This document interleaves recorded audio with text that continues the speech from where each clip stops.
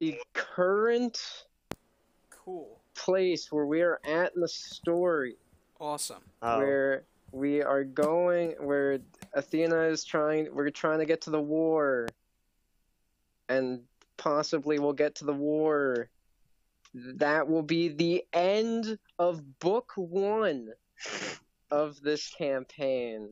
Season 1. Season 1 of this campaign will end there. Yeah, Hunter, I love how you had unintentional foresight because you started calling the episode Season 1, which is 100% accurate. I don't know how you predicted that, but thank you in advance. God, we're gonna have the season 12 You're premiere. Season 12 premiere. Oh, we're not gonna play it for that long. Jeez, dude. You know what? Don't underestimate me. So, So yeah, hi Tessa. Tessa, I'm about to slap one of your best friends. Which one? I swear I'm gonna choke her. Oh, who? I'll join. Her? So who? I'll join in. I don't even know who you're talking about, but I'll join. Did she just say Casey? What? Choking? Wait, who? Hey! She just ruined a freaking perfectly good friendship between me and Nick. Oh, Paige? Yeah, because Nick's texting me asking why you're mad at him. Uh-oh. That ain't good. Uh-oh. Well, no, like he said he said something to you and now you're mad at him and he's mad because he thinks you're mad at him for something he didn't do. Here we go. Here we go now. Paradox. Here we go now. The drama. Okay, so Tessa, important thing. So this point in the story, this story arc that we're in is going to be the last one for this part of the campaign because I gotta get it done before school starts. So wait, when does school start for you? Like late August. Yeah. Yeah, so I think for us it's early September. Yeah, I know, like you're September lucky. 8th. You're lucky. Yeah, but I thought. But yeah, so this will be the last arc. The either getting to the war or actually taking part in the war. I don't know which, but that will be the last story arc before we end book 1, season 1. Now, how the arc goes, well, for all we fucking know, we could just preemptively end the world. Yeah, I was literally just about to say that. For all we know, we could just destroy everything. Yeah. Alright, off topic again, but Audrey, Nick wants me to ask you, did he call you on Friday? No. What? Possessed. Why would he not know that? Well, no, because he says that he didn't, and he showed, like, he was looking through his call logs, and he didn't, but Paige said he called you on Friday and said something to make you mad, and Paige was telling him that you're mad at him. Oh god, here we go. Wow, I think I vaguely remember Paige. Yeah, once she, just, now you're bringing that up, it just... Yeah, once she, like, a Nick doing I have the receipts. God. Yeah. I've got the receipts, no takebacks. I have the receipts. No takebacks, If anyone was gonna have him, it'd be fucking him. Sorry, no takebacks. Trust me, I have the receipt. Sorry, some people can't spend their lives thinking about dots and fruit. Remember that? She said... Yeah. Alright, what if Paige said? Because Nick is annoyed with Paige, too. God, just have a fist fight or something. Yeah, dude. Straight up. We Straight can't out do of Compton. that. Paige lives in Just Bethany. have, like... Just have... Fine, I'll make an annoying D&D on, character named Paige that you can stab. Are you Turn the happy? page, Metallica. Yeah, because that'll make us all better people. Yes, it will. Alright, Audrey, what is Paige saying to you? I did want to bring up that I started reading a book about a dude who dies and then I don't know if That's it's where the book I don't ends. I don't know. Well, I don't know if it's like God or Yeah. something. He calls himself the Watcher. He was pretty much like, "Yo, dude, I will put you in a D&D world, and you can become your D&D character." Oh, he was wow. like, That's sweet. So that's what the book was about. And what was interesting is he did something that, or he considered doing something Athena has done so many times, and then he stopped himself from doing it because he realized now that he's an actual person, like, in the world, and in front of him is an actual person. He realizes that would be a really piece of shit thing to do, What? which Yeah, no is kidding. using charm to help you, like, get what you want from people better. Like, if we were genuinely going to, like, use it for something good, like, you know, maybe there was someone, I don't know. Well, even then, maybe it would be better to ask first. Yeah, because, like, how he put it, because it was a really interesting way how he put it, because he was like, all right, so I'm in this, like, bandits camp, and they arrested me for some reason. I don't know, this is where I just ended up. There's a girl in this other cage, and I'm trying to get her out, but she thinks I'm some sort of demon summoner, so I need to calm her down. And he thinks, like, oh, I could use charm on her. But then he literally starts beating his head for even thinking that, because he explains that charm is literally a mind control spell. Yeah. Okay. Which makes sense, complete sense when you think about it. I'm yeah. not gonna stop using it. Oh, I'm not saying you will. I'm just saying, like, it is a very terrible thing to do with that context. Yeah, and another thing is like there would be very specific situations where something like that would be justifiable, Yeah. right? But it's just they're very few and far between, and those situations would probably be a bit too dire to even, you know, there were probably better options anyways. Yeah. Anyway, I think it's time that we begin. Yes, It's please. time for the final countdown. Somebody whose name may or may not start with an X is not here. So, No, he, actually, I was talking to him, like, literally, he was like, I cannot play. I was like, tell me why. And he was like, I can't. I was like, screw you to Hoogies, man. Dang it. And he even messaged me. Damn, bro. He messaged me What a earlier, little and he was talking about what you sent him. Yeah. By I think the I saw way. that. Sending him secret messages, I see. So wait, can he not play today or at all? I don't think he can play today. I think he can play Well, that's something. Speaking of playing later on, for like the next week, I probably won't be able to play. We're going on vacation. Oh, okay. That's fine. And I know from the. I will make a way to explain, as I always do. Well, yeah, maybe Lashana can have a week-long training montage. And we're gonna need a She montage. She goes off with some like warrior monk guy. She's like old man warrior monk guy for some reason. Yeah. Just a big old training month. That's how you'll keep her on the same level as us. Whenever she gets back, But we're gonna need a whenever she montage. gets Yeah. back, whenever she gets back, she'll be the same level because I mean she's just been fucking fighting for the past week. She'll come back and she'll fire like a Kamehameha or something God. out of her hands. She'll She'll be like, watch what he taught me. It builds in her hands and fires, and then we're all like, we thought you couldn't use magic anymore. Oh, I can't.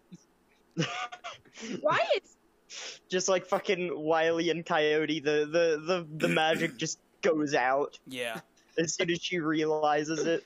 Yeah. Yeah. Pleasant, right? Yeah. She Yeah. fires it first and then realizes that the magic doesn't work, Yeah, and then yeah, right she's like, before it hits, yeah, she's like, wait a minute, and then just, it's gone. if we're Wow. underwater, then how can we have a fire? Yeah, exactly. Wait, if we're underwater, how can... that was something. God. When in doubt, kinky out. Alright, No idea what you just said, but let's hope it's not what I thought. it's not... It's... I don't know what you thought, so... We really I don't heard know what when you in thought. doubt, kinky out. Yeah, when in doubt. Oh, she said kinky out. kinky. Oh. Oh, no. Pinky, like pinky finger. I was like, what? I mean, the other one isn't wrong. It isn't, man. Sometimes you just gotta do what you gotta do, won't- right? You know, I won't deny. I won't deny it. I'm a straight rider. Anyway, let's Show go. them your Let's deep go. dark page. I have no idea. You think I have a deviant? Anyway, Mute this. let's go back to the sad Ant-Man and Night Adventures. I'll be right back. All right.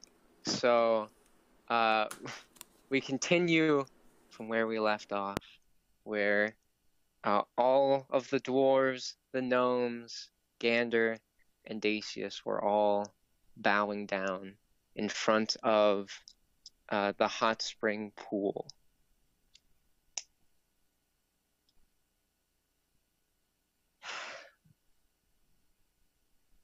Well.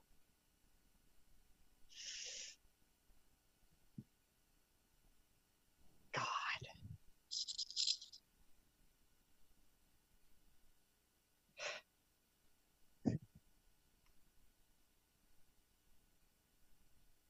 And he gets up. He stands up.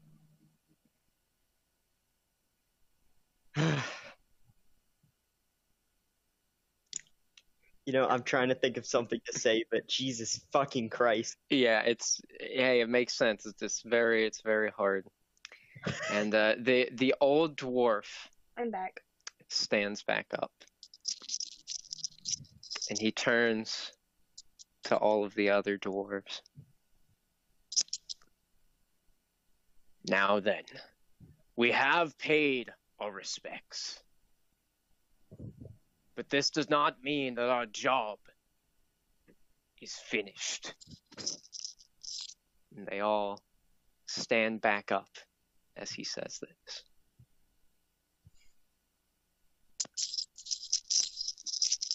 In the name of Shiva, we shall not let her death be in vain. Oh, fuck. And all the dwarves, they take out their ice picks and raise them up towards the sky. Oh, just kill Athena now.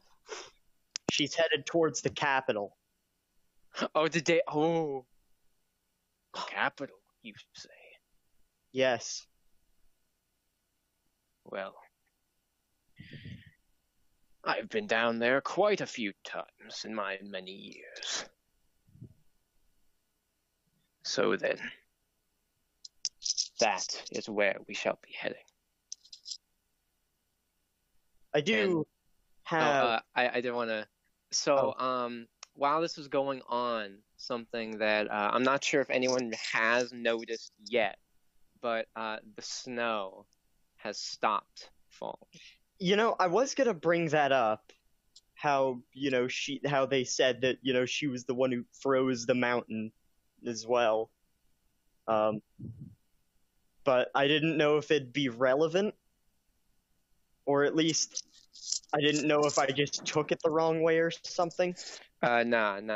So the snow has stopped falling now. Okay.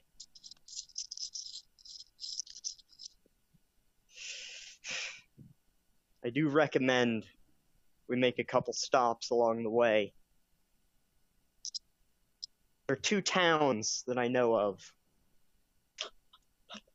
where we can get supplies and maybe recruits.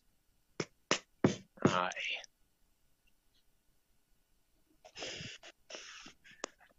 As you were Shiva's fiancé, I say we appoint you as our leader. And Curtis walks up. I second. Normally I'd refuse something like that, but you know what? Yeah. And Gander, he takes out his sword from the ground, and he puts it back in his sheath. Gander, do you remember the name of the last town we were at? The one in the abyss, or whatever it was called. The last town, Malru. That one. You might be able to get some supplies from there, and, you know, maybe that necromancer could tell us a thing or two. All right. Sounds like a plan. What's Lashana doing during this, like, serious conversation? She's gonna be looking at all the potions she still has. Yeah, I'm just looking at all my stuff. She's like, I can kill Athena in so many different ways. God. You know, one thing I will say is that, you know, Athena has to pull off a really big redemption arc, but she definitely has the power to do it. Like, hint, hint, nudge, nudge. yeah. Sorry, I'm like. Oh yeah. I don't know, being combined with a literal fucking celestial, I don't see what sort of benefits that could have. I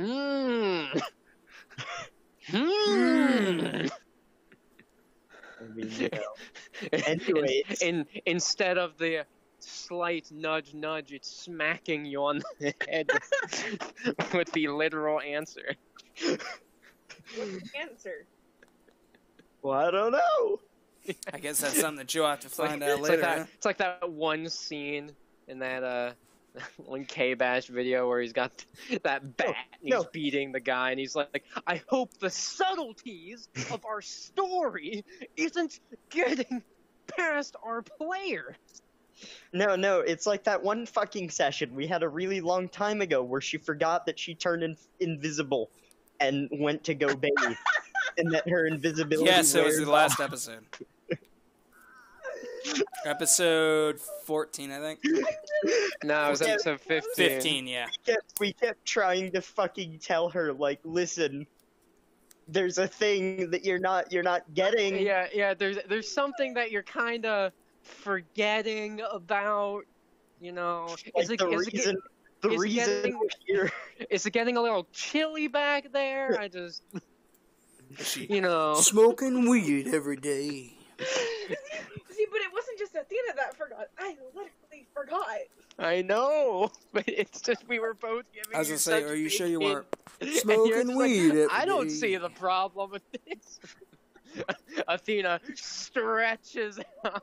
Oh my god! I don't. What? What's wrong?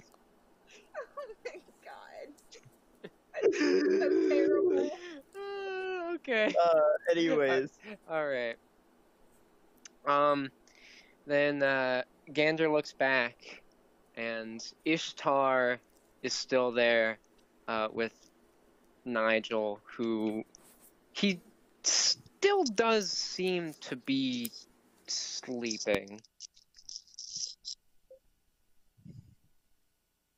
So how can we get all of the, or even to Mallory or whatever it was called?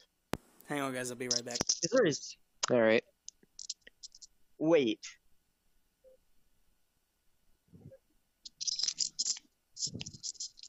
How many of us have sleds? They all like they all just take like they put down like their big old burlap sacks that they have, and they start taking out their sleds, like all of them. Okay, well, first, I think we need to get down the mountain, and then we can try and figure out what to do from there. And the old dwarf nodded. I believe that is the best thing we can do at this moment.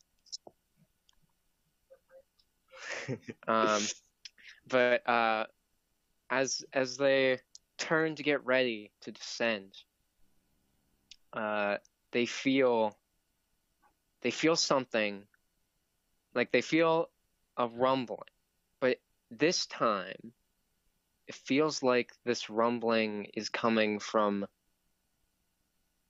beneath the mountain, or beneath the top of the mountain. Oh, good fucking lord. Yes. Maybe there... Does this have anything to do with hot springs? Possibly. Does Dacius actually say that, or are you just... I'm just more or less asking. Okay. Got a theory. It's a very fucking awful theory. One of the gnomes, he pipes up. You don't think it's... Aye. Without her magic concealing it, it must have reawakened.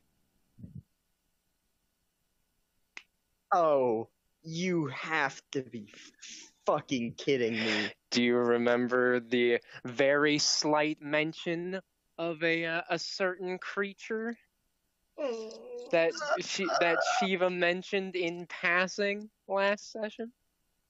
I kinda do. So,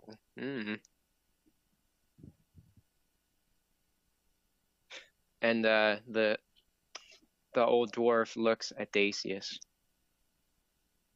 Dacius, I'm not sure if you even remember,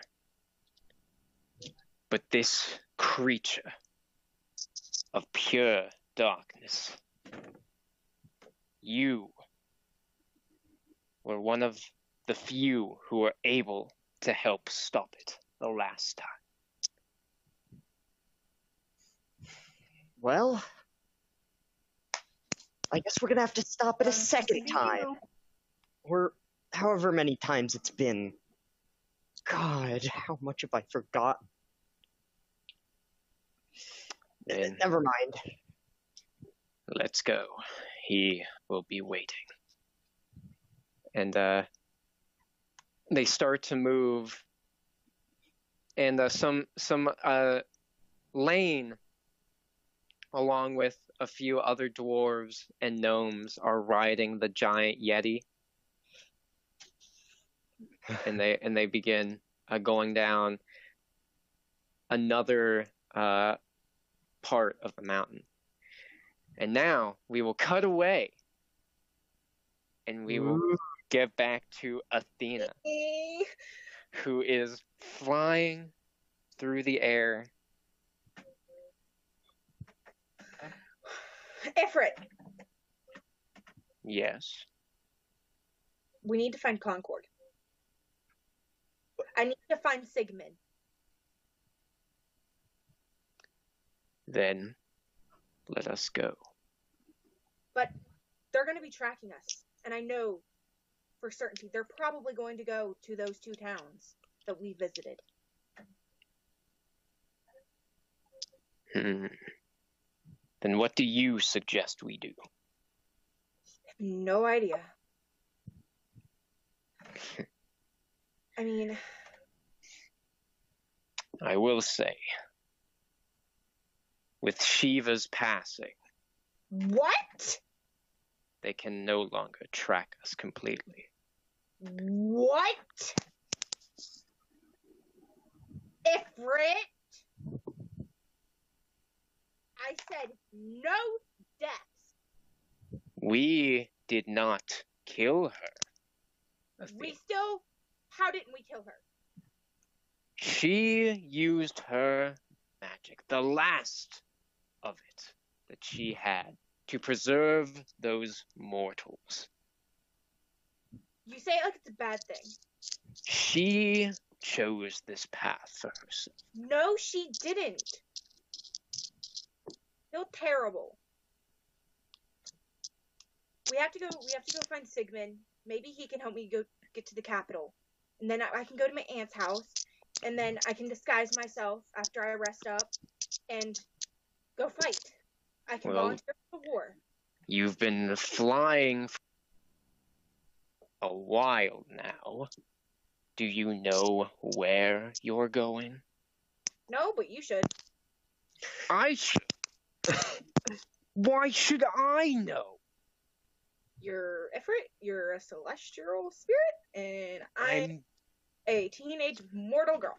So yes. Who do you think's better at this?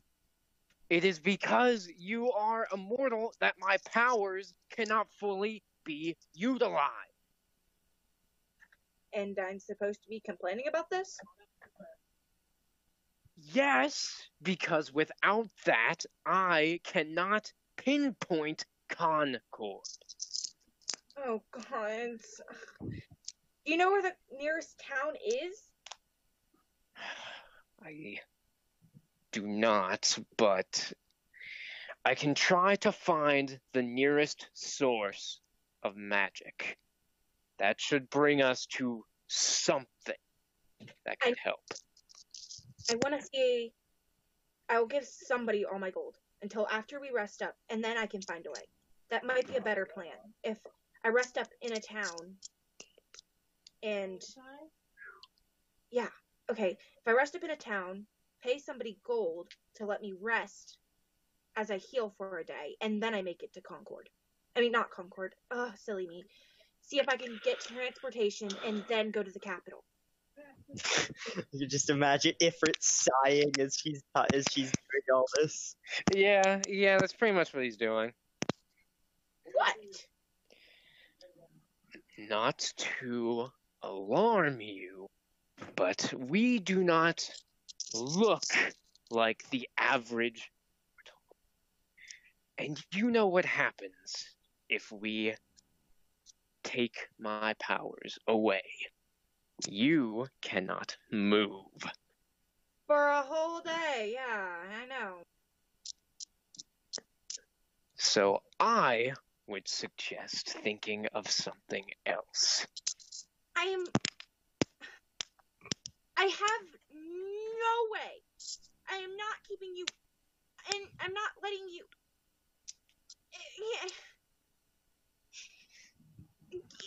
I have no other ideas, do you? No, I don't.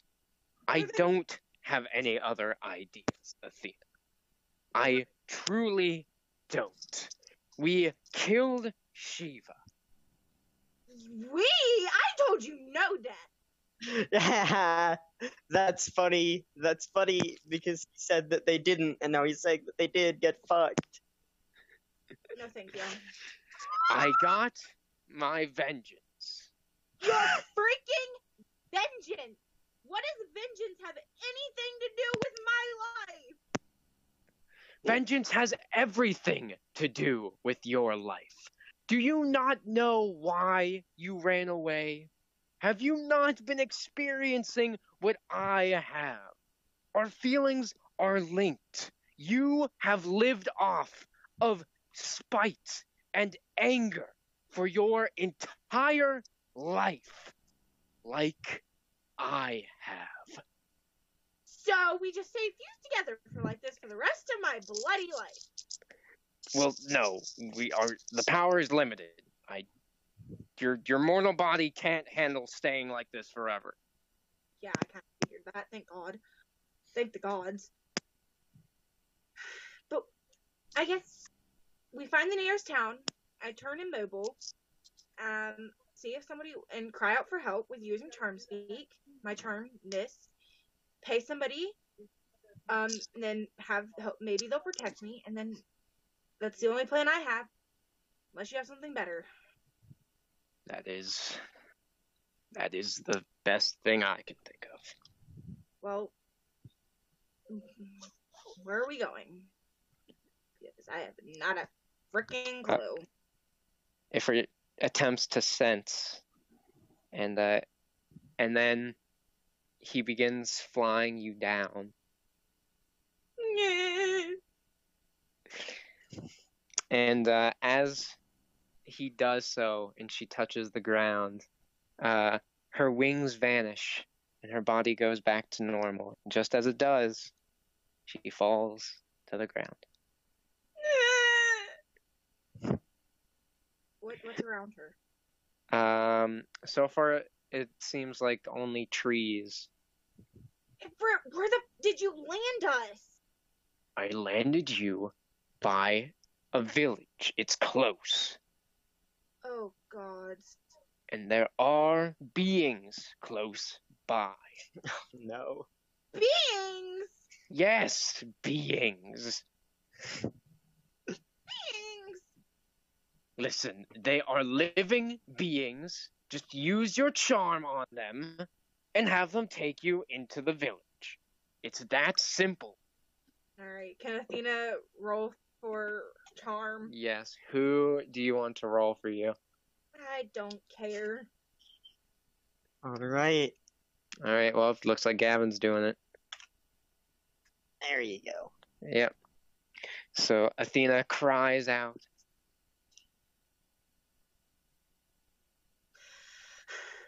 Help!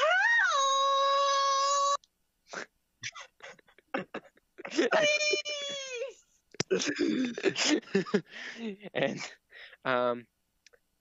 the bushes begin to rustle as something emerges, and she does recognize it. However, she's not sure exactly how she should feel as she sees the creature in front of her. The creature she sees is a bearlope. Ain't that an oldie? That actually might play out well for her, maybe.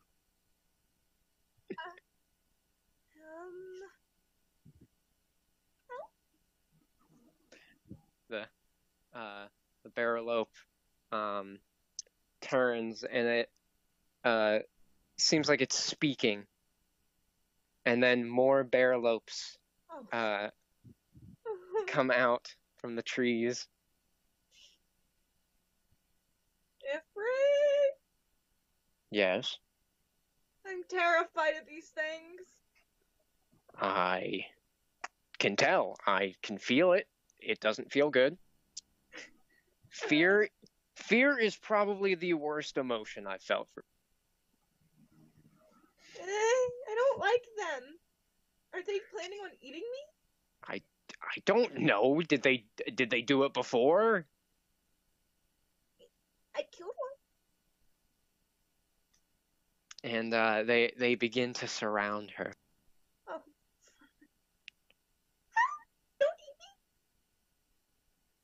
me. And very gently they lift her up.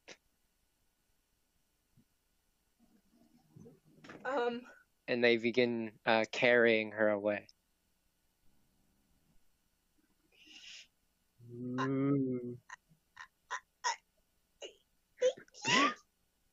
Cut away! Back to the other group. God, bearlopes. I know. See, I had a few ideas of who should show up, Paul. and I was like, oh, the bearlopes. Paul. That would be a great return. If a wyvern hornet showed up, you'd be dead. Paul. Because either A, they'd eat you, or B, somehow they'd know about what you did and they'd eat you harder. No, I cry about Paul. And they're not gonna know what the fuck you're talking about. Yeah, they're gonna be like, who the heck is Paul? And then you're gonna be like, you take that back, and then you're gonna want to shoot it with something, but you can't because you're out of magic. Anyway, back with the other group. They begin going down this other slope to the mountain. And Dacius and Gander and Lashana, they all notice that the sloped path stops very short. And to their left, on the side of the mountain, appears to be some ancient-looking stone door.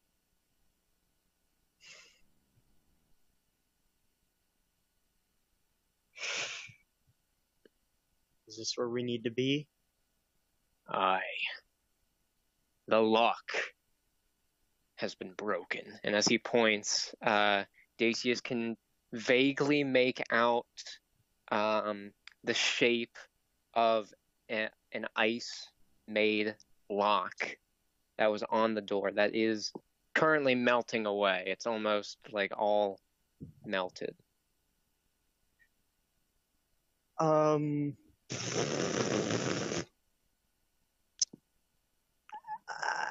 Can we replace it with anything? Nothing that can hold that beast.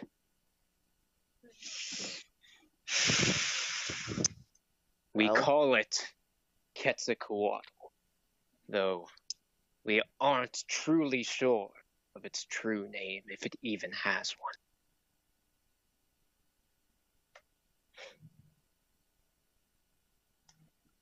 Then I guess we brace. So Dacius, he puts his hand on the door. And as he does, another memory flashes through his mind. He sees himself, Margaret, and some others fighting some creature that is shrouded in the darkness of, it appears to be a cave. However, one thing that they can see are its glowing eyes. Dacius, he remembers these glowing eyes. These glowing eyes appear to be the same type of glow as that one dragon cult general when he transformed, as well as Nigel's one eye after he was revived. Sans. What? Sans. Oh, okay. I couldn't tell if you cut out because you said it. Sans. Yeah, yes, someone please put Megalovane in. God. Anyways, back to... Anyways, yeah, so that was the memory.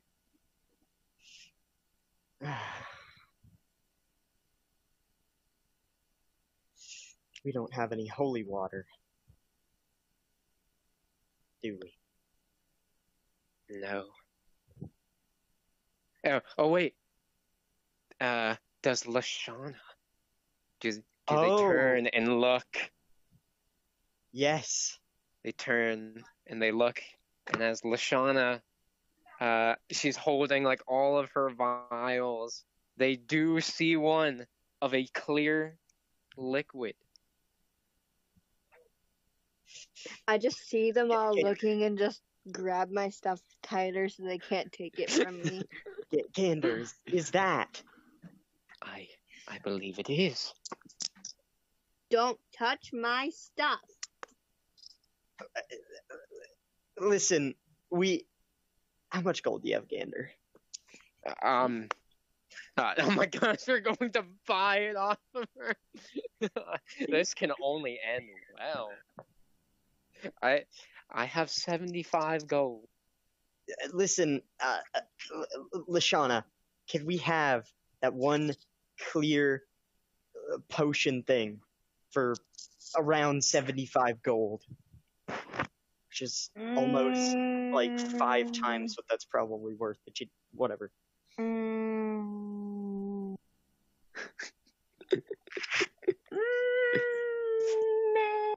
Nah. How about this? She'll fight with us. I hope. So maybe she'll use it. Yeah. What are you using The alternative is kind of just death, I think. We're going to be fighting a thing, and we need to use it. So, could you use it to fight the thing?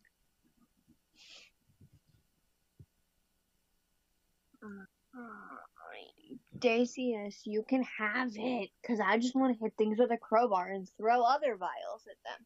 Okay, thank you. Don't have your crowbar. I take it. Well, I give She it. has a I sledgehammer. have my sledgehammer. I give it straight to Gander. Oh, You've got a better throwing arm. thank you. And so they open the door. And the area is, as it was in his memory, shrouded in darkness. However, they hear what sound like grunts and very low growls coming. I think this is it.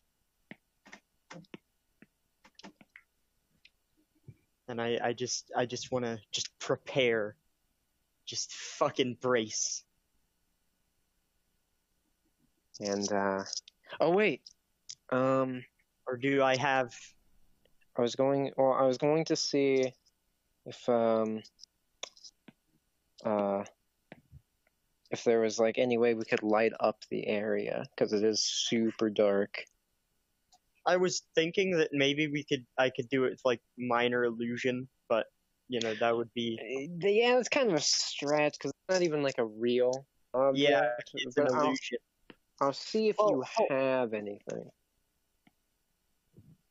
because you might.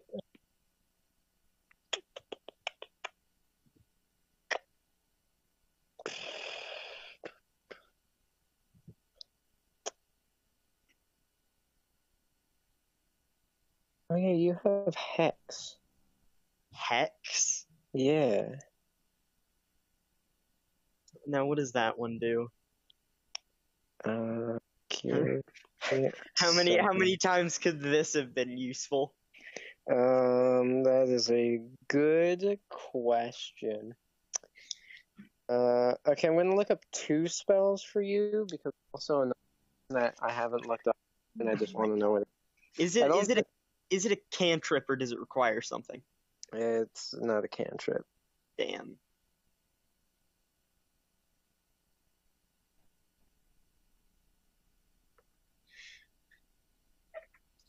Oh, that's actually pretty. Ooh, that would actually be really cool. Okay, all right, that's okay. So, Dacius does have a spell he can use now, with his 2 water rings. What?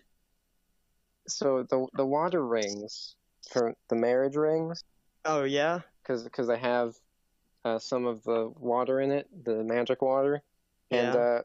I mean the spell says it needs a cup of water, but it's the same thing. And what it does is, it's called the Agathes. I think that's how you pronounce that. The what? You cut out. Armor of Agathes. Oh.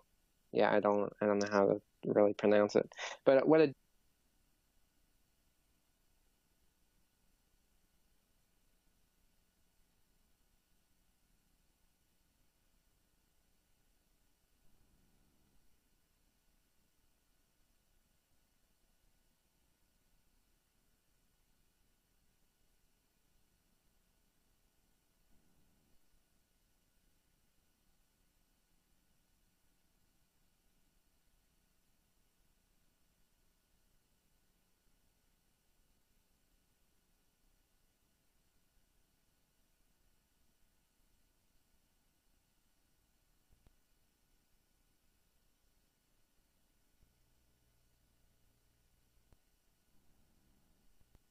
Oh, there.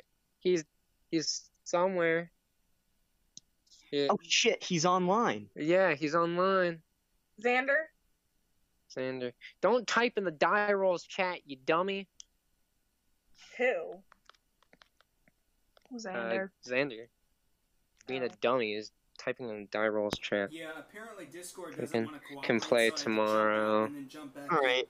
Okay, that's fine.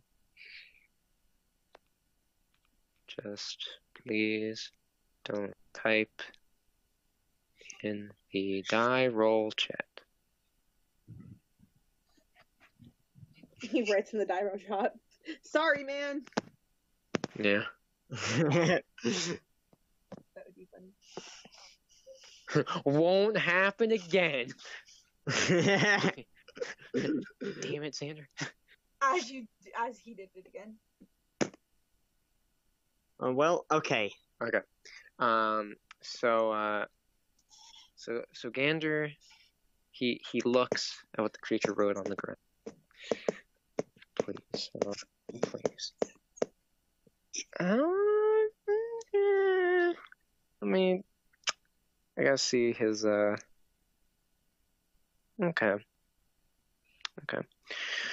So Gander looks at the writings, and his eyes widen. These scriptures. I haven't seen these since back home. Can you read it? It's kind of sloppy, but I believe I can make it out. It says, I used to be able to. Oh.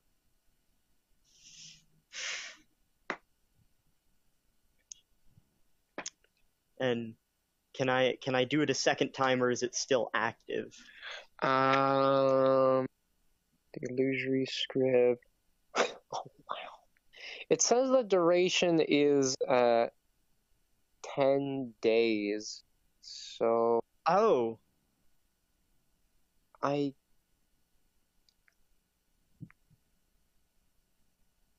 mean, okay, you can cause the writing to appear to be an entirely different. So I guess you can just like change the writing, I guess. okay.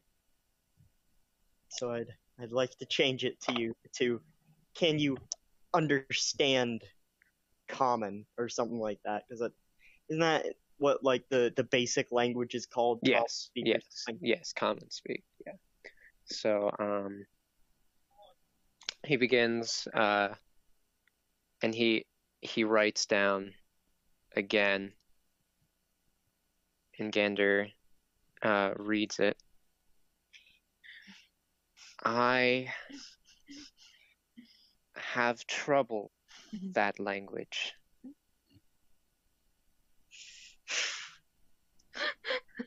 Well, can you understand me like this? And he just says that. And he writes down on the ground, yes. Okay. We, all of us, I'm pretty sure, came down here with the full intention of killing you. However, Oh. do you think that would be necessary? Do you think we would have to? And he writes down, I have lived for too long.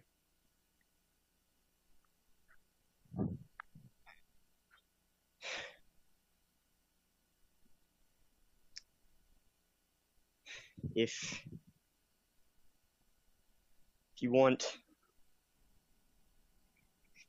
to be put down, then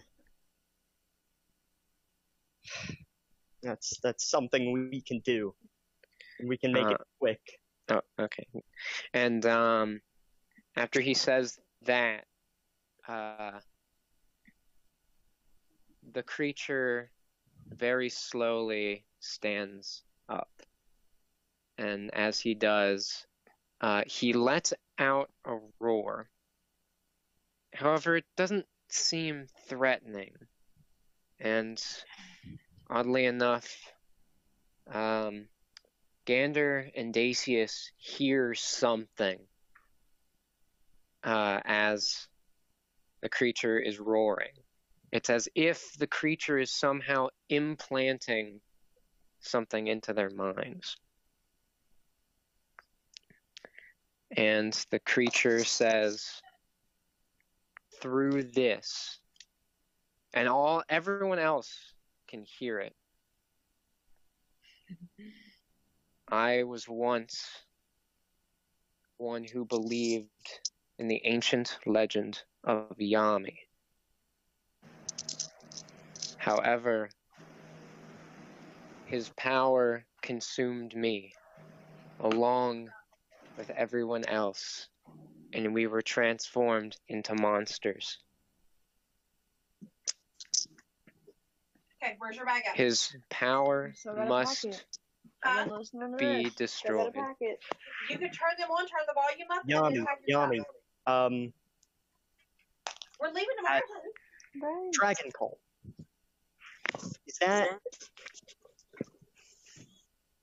Is that the thing that they're trying to summon? Whatever it is. Yami. Perhaps. That might be right. Well,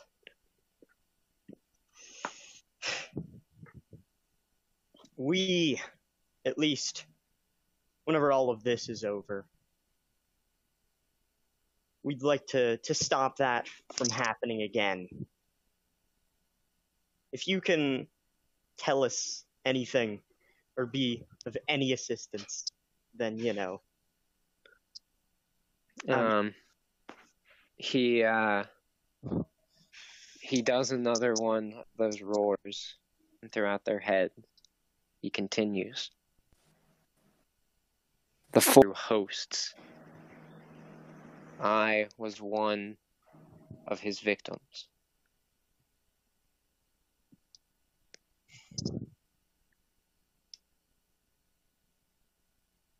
Well, I don't know. I don't know what to do. I mean,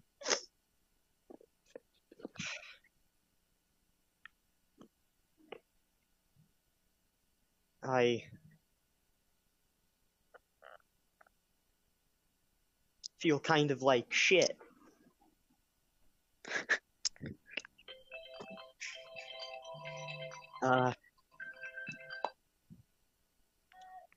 So, if we were to leave you here in peace, what would we expect from you? Just my mind more, and it just stops.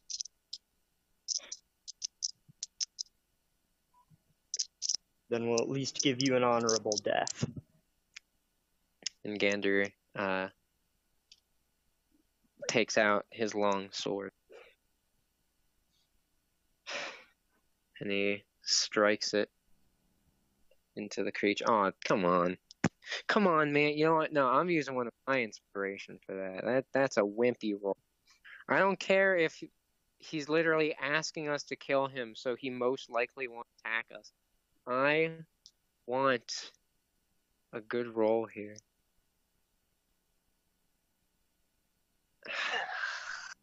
I mean, that's better. That's better, but... Hey, we actually get to see what the brown stuff does. If it actually works. Yes, we do. Gander stabs his long sword into where he presumes the heart of the creature would be. However, as he does this, he notices something interesting. The black scales of the dragon where he stabbed him begin to fall off. And as they do, they slowly disintegrate. Oh, that's fucking amazing. What? And he takes the sword out because he wants to like look at it. But as he does this, the creature begins to fall over. But as one last thing the creature says, and this time they heard it in common speech. Thank you. Before he falls onto the ground. And as his eyes close and he fully passes, all of the scales at once vanish off of him. And they look and they see that this man, he was an elf. He was just some elf.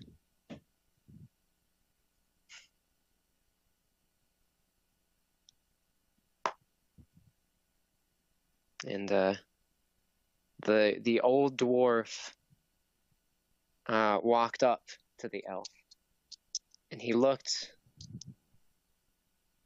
at near the elf's ear. This elf, poor lad, last of his kind here. All we can do is ensure this doesn't happen again. Aye. However, this is odd. Shiva said that he was evil, that this creature was a beast to be feared. And yet, this is all he wished for. At one point he was. This Yami that he mentioned, whatever evil, it must be the most despicable creature. Well, I mean, and if it's the thing that's gonna literally burn the world, then I'd assume. Yes. Anyways. Gander's like, he's still like staring at his sword, which is still like dull colors. What?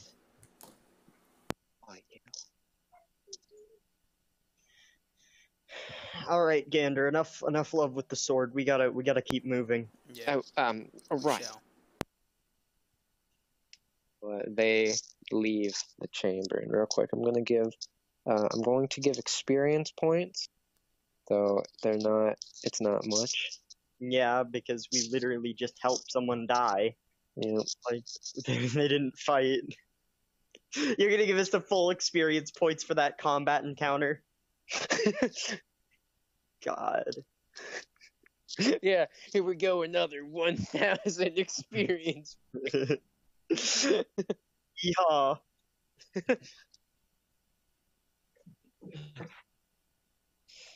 So we cut back to Athena. I'm gonna go pee. I'll be right back. Alright. We cut back to Athena, who is still being carried by the Barrelopes.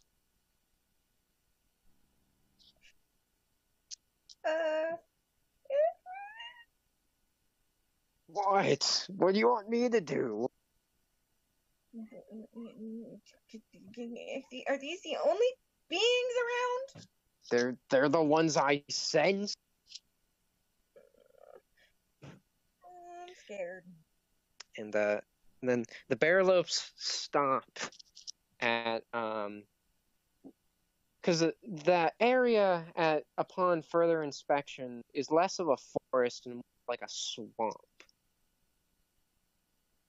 And one of the Bearlopes leaves like the group that's carrying her and walks over to like very muddy looking water.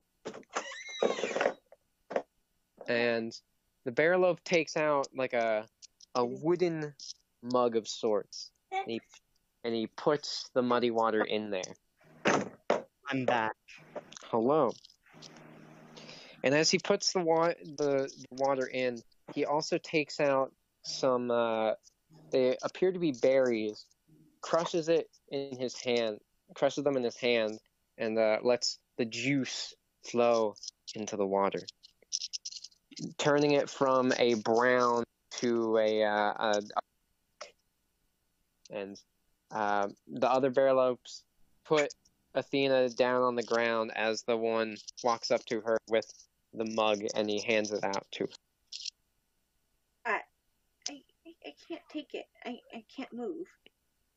And then the one of the Bearlopes behind her like grabs the back of her hair and tilts her head up, and the other one forces the drink down, and it's disgusting.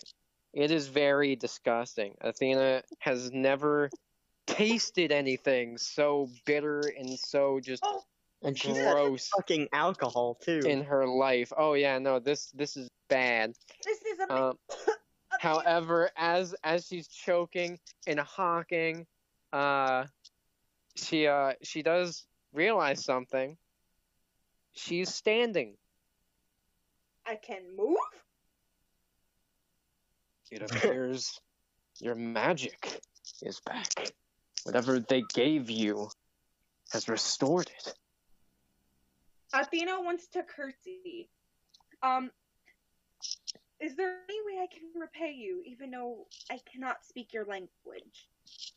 They all look around My mating ball. before they like the one motions follow, and they start going further into the swamp.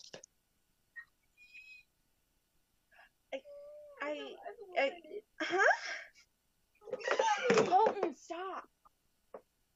I do like how she gets into this situation and then acts surprised when the situation is weird. I guess it's fitting. Oh my god. Kids. Yeah, kids. I'm not having any, I swear I'm gonna choke all of them. Anyway. 15-year-old royalty. Or 16 or whatever the fuck. I'm 14! Kids, am I right? Anyway, sorry, what happened? What happened? My cousin's being annoying! Well, you need to, do you follow them or not? Yes, I follow them! Okay. So Athena begins to follow, and she's looking around and she sees all these vines. It's really muggy out. She hasn't like when she's fused with Ifrit, you know, she can't really tell how weather really feels, even back at the mountain. She was always yeah, she was always warm, but now like it's very muggy. It's kind of hard to breathe. She doesn't like it. Ifrit, sometimes you're a curse and other times you're a freaking blessing. What? I'm not warming you right now. You want to cool yourself? How? I would love. Or do you want to be fused with Shiva? It would actually be kind of cool to be fused with both of you, but Well, actually, you know, I I don't know if that's possible. Well, look, There's I not wouldn't enough want to room be. on the justification is there's not enough room on your chest for 2 crystals. Look, I wouldn't want to be with her anyway. Or, well, at least that Shiva. Since, she's dead, the next Shiva will hopefully not be as annoying. As annoying? Maybe if you were... I actually Yes, would that's the part to prefer question. you. I would prefer Shiva over you, because at least one, Shiva is kind and helps immortals, and you are a piece of...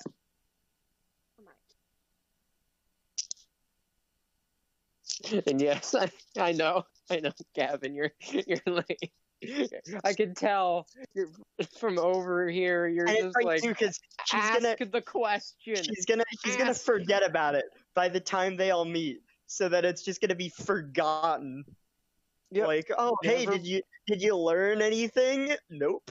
Yeah, Anything relevant to like the story that's been unfolding in the past couple sessions? Nope, not at all. Yeah. Anything I don't know. revolving, a certain character that we met that is now fucking dead? Not really. Yeah, I don't know what you're talking about. Oh, you mean Paul?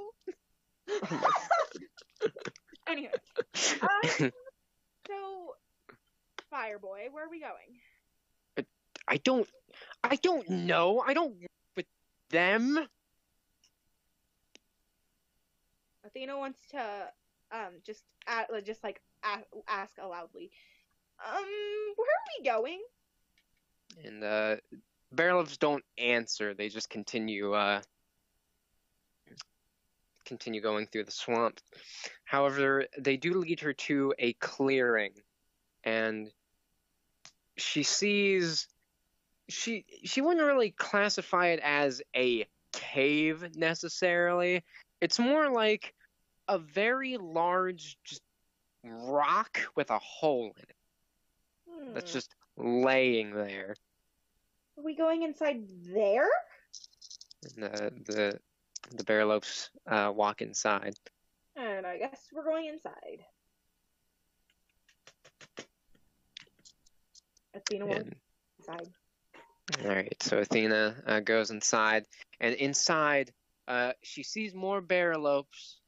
One very large Barrelope who looks to be sitting on a throne.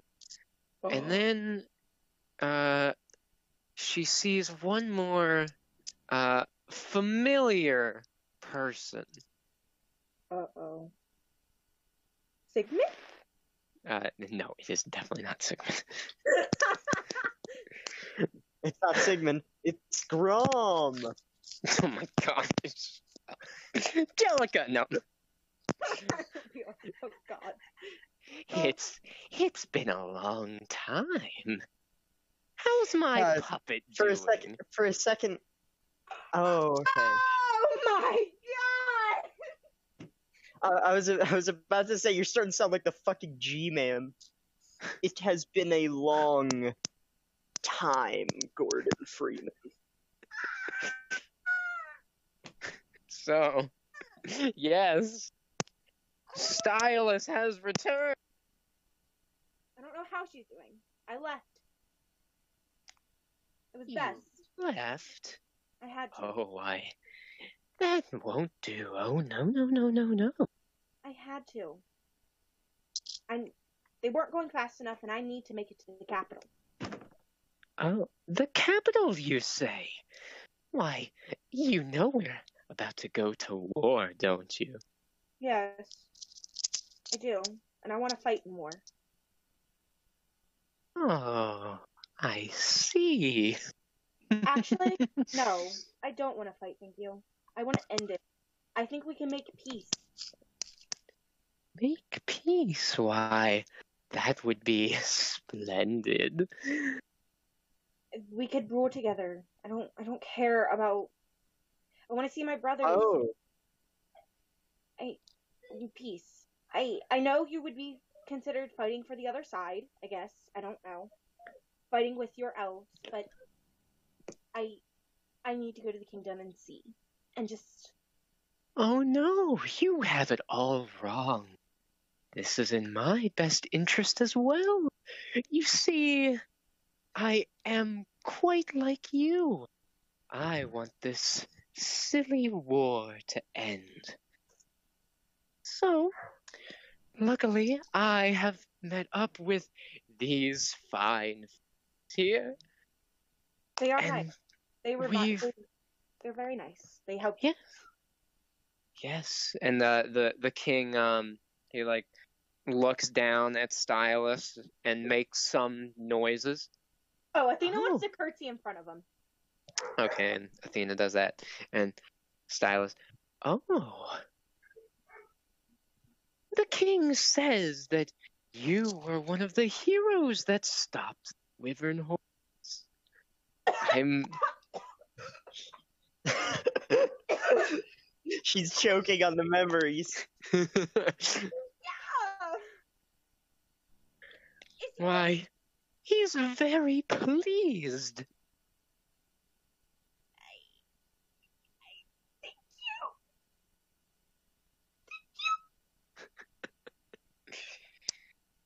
I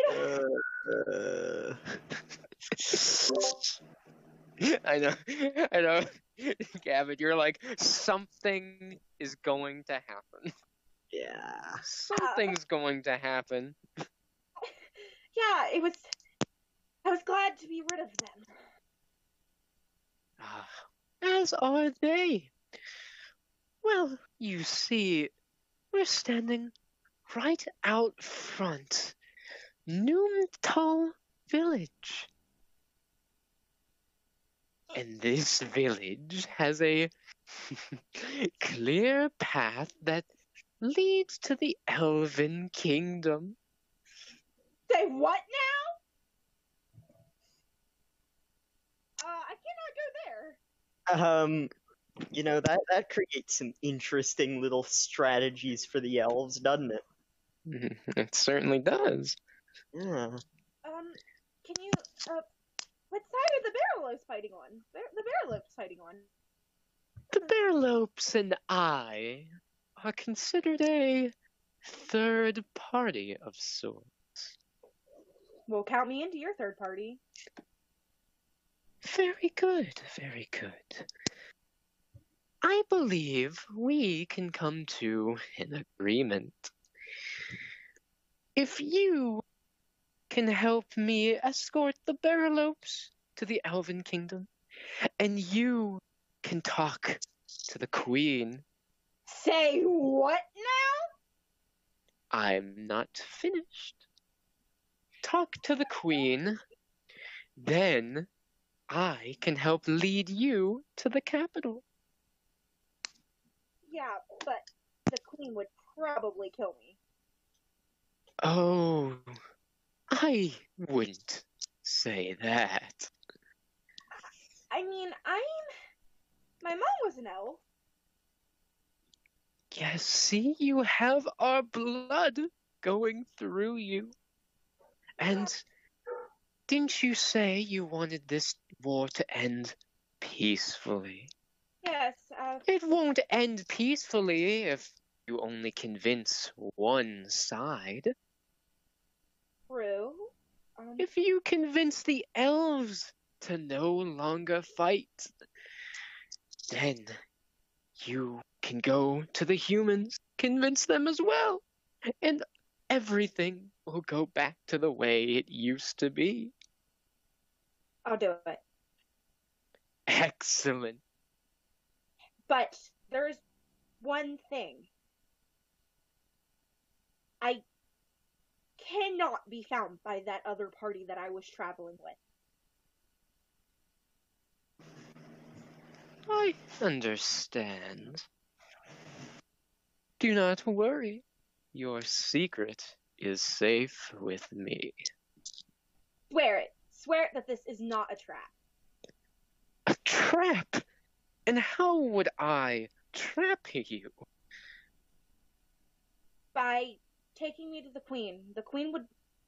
I could be possibly valuable to the Queen. Oh, the Queen. The Queen may have a rough exterior. But trust me, deep down, all she wants is what is best for her people. And I want what best is. What I want is what's best for both. For the humans and for the elves. Then let us be off to see the Queen, and you can convince her that this war should not happen. Because there will be bloodshed on both sides, and that will just create too much. Yes, I very much agree. Well, then consider me a third party then. The deal. Excellent. Now then, oh great king, Stylus bows to the Bearlobe King. I believe it is time we take our walk.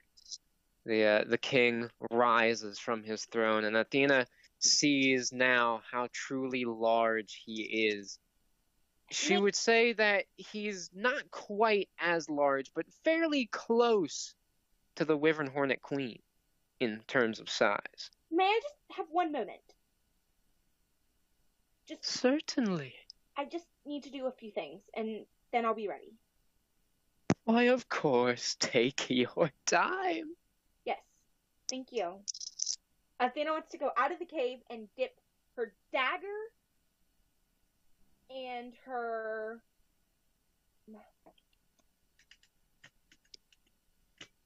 I thought she already dipped most of her stuff in the shit. No, she dipped it into the bog, but she hasn't dipped it into the thing. Well, do you even have any left? Because you used some of it on, Gander's sword. Okay. No, you used it all. Oh. How did I use it all? You used it on his long sword. Oh, I thought he said that it could have covered all of mine. All of the... I'm sorry. Well, it could have covered all of your weapons, but all of your weapons are probably about equal in surface area to his long sword. Yeah, like his long... Because, like, your dagger is, like, a quarter of the size of Gander's long sword. Oh, okay. And also not as thick. Oh, so... yeah, I would imagine not as thick, but yeah. Or as long. Okay, I didn't know it was a whole bottle. Oh my gosh. Athena would study the ring that... That dog does not like what's going on right now. Yeah, he hears the maniacal tone that guy has. Oh, Stylus? Nah, he's cool. Yeah, he's cool. Doesn't sound suspicious. Oh, why are you saying that? Athena wants to study the diamond, the ring. Oh yeah, the ring. So she looks around that ring, and as she does, Ifrit also looks at it with much disdain. Ifrit, what's wrong with it? That ring. She used it when we had our battle. I'm gonna go get something to eat. I'll be right back. Okay. Alright, so is it useful? Very much so. What kind of magic does it have? Any? Well, I suppose you could consider it a magical ability. What it does is, if you are put into any plane where your magic cannot be used, it shields you from those effects. So, what if my magic still can be used, and I need something to shield me? Will it work then? If you have a spell that can shield yourself, yes. Okay. That silver-haired girl. Say what? That ring. It's from that silver-haired girl. You've seen her before in a few of my flashbacks. So. Yep. Know exactly who you're talking about. What's her name? What's her name? I don't know. Ah. I never paid attention to their names. Have I seen her recently? No. Okay. I would be able to sense the same magic from her. Even in your memories, I have not sensed anyone with the same magical force.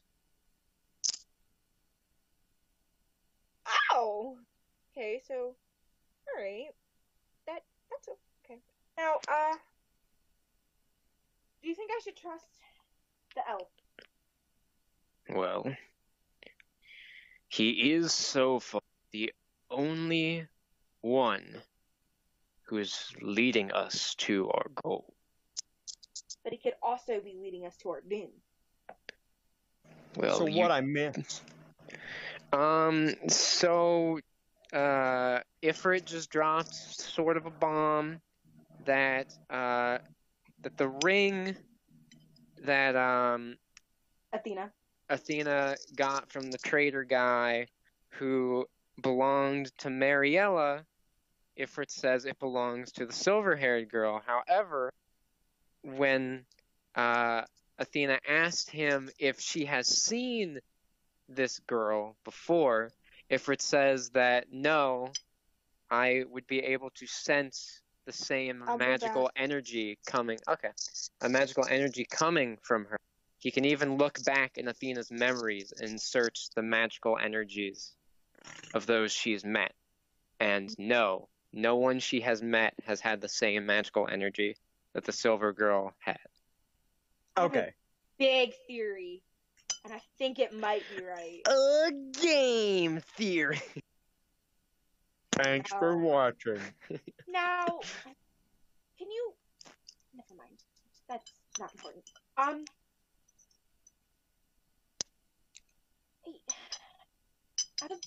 don't know. I guess we'll go. I need to go. It's truly our only option. But if things do get dire, you can still use me. I don't want to. Well, what other option would you have at that point?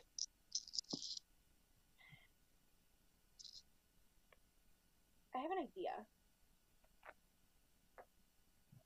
I just... Oh, is she actually saying that, or are you saying you have? She's saying that. I have an idea. But I will not be using you. Unless I seriously have to. Fine. You want me to use you, don't you?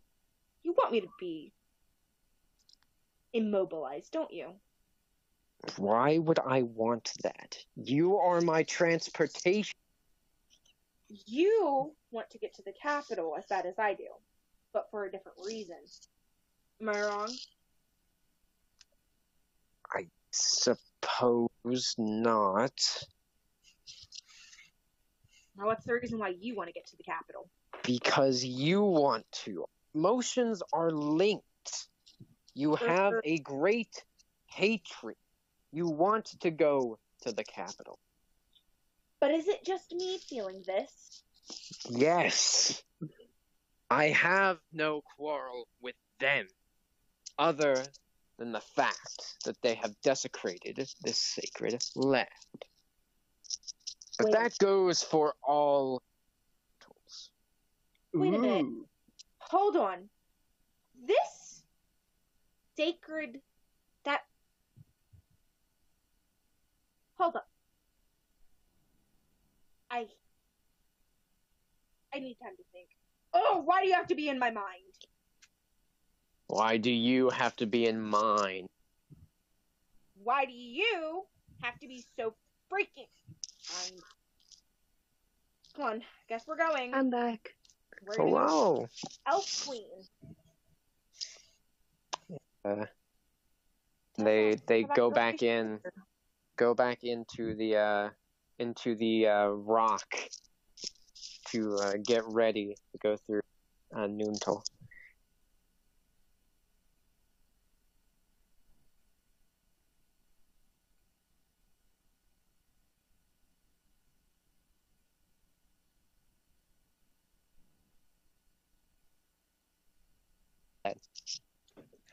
And then Curtis and Lorenzo walk up in another sled. And then a myriad of dwarves and gnomes walk up on sleds, as well as some who are riding yetis. And Lane is riding on top of the giant yeti. All right. On my mark. Gander, he's looking around. Hold on a minute, Daisy. Where did Nigel go? Oh, son of a bitch. They're looking around. They see that not only is Nigel gone, but Ishtar is also gone. Maybe the dragon took him somewhere. But why? Who? The dragon only follows orders. Oh Well, God. Athena didn't take him. I don't know. Well, I suppose we'll have to deal with that issue whenever it comes. All right.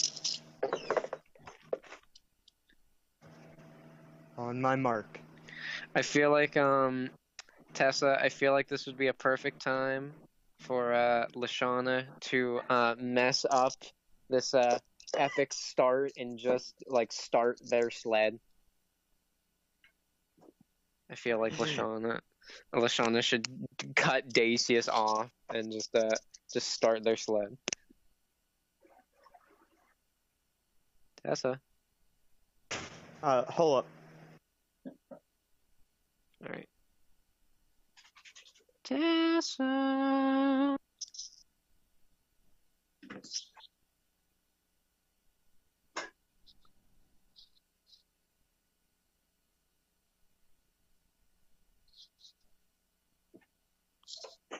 Bruh, I gotta do dishes, man. Alright, well, I guess Lashana can't just epically interrupt. Sounds like fun, right? What, doing dishes? Yeah, yeah. Sounds like so much fun. Yeah, it's gonna be great. Alright, Tessa, I'm back. Yeah. do you want to interrupt Dacius's on my mark and just push the sled down the mountain? Duh. All right. On my mark. And before he can even say mark, Lashana pushes the sled off, making it slowly go off the edge before quickly accelerating in speed down the mountain. All right, just go. You have to scream that. They're going really fast. Wait, I have to scream it? Yeah, I mean Dacius does, you know. Well, all I was gonna say is, all right, just go. Okay, so Dacius screams as they go down, and the old dwarf, he also points his ice pick, and all of the other dwarves and gnomes follow. And they're flying down this mountain, by the way. Yeah. Lashana's just screaming in joy. I can see that. She's got her arms up in the air. Yeah, exactly. And Gander's looking freaked out.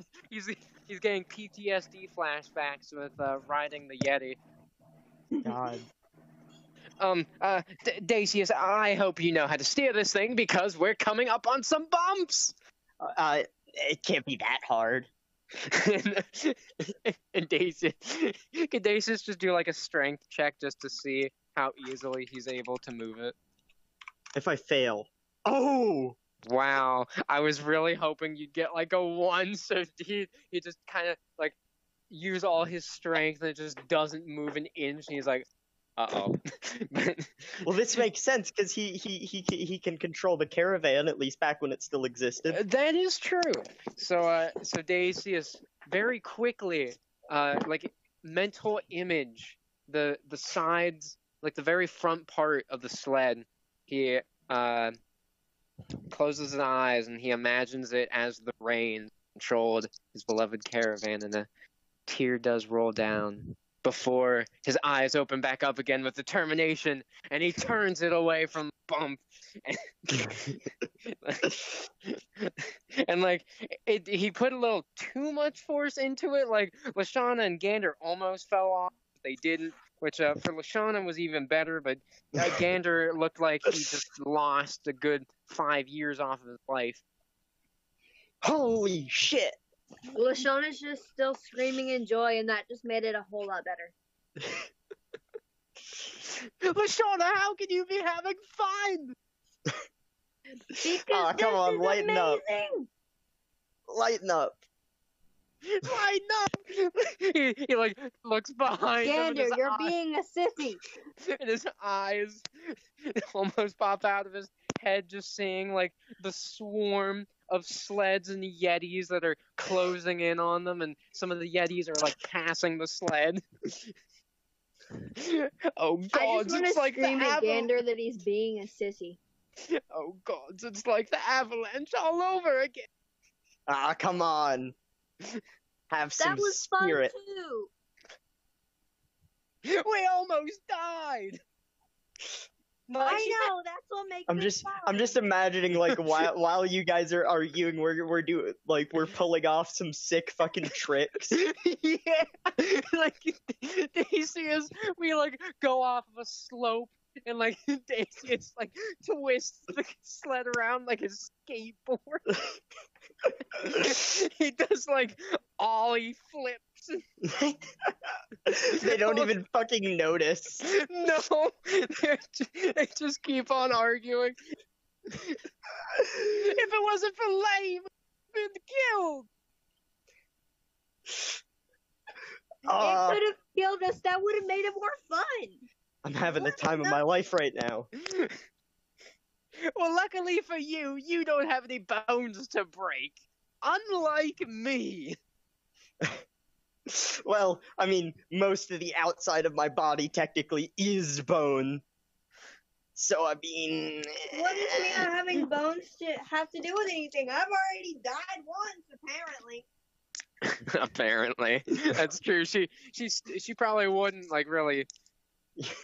Yeah, she probably wouldn't really care because she doesn't know.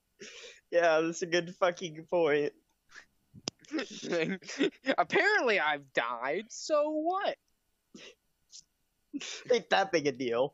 Yeah, dying's not that bad if I can't even remember it. So they're getting up to a like a really big slope. Like if they go off of this slope, they're gonna be flying in the air. Now, here's my question. Does Dacius want to try to get out of the way of this slope, or does he want to go full speed on this slope and fly? He wants to fucking fly. Can you roll for dexterity? I want to see how fast. Oh wow! Well, hang on. I think his dexterity isn't terrible. It's definitely not -4, I don't think, or -5. Yeah. His dexterity ain't bad. I mean, it's not good, but it's not bad. Yeah. So like Dacius, he leans forward. He kind of like pushes the sled's front to make it go even faster. Fair warning, if I don't seem like I'm paying attention, if you'll talk to me, I'm listening, but I may not be paying the closest attention. I'm trying to pack because we're leaving tomorrow and I haven't packed yet.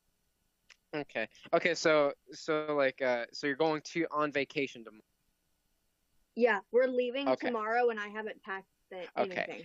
So that means during this session, I must make a reason for why Lashana will be inactive for the next 1 to 2 sessions.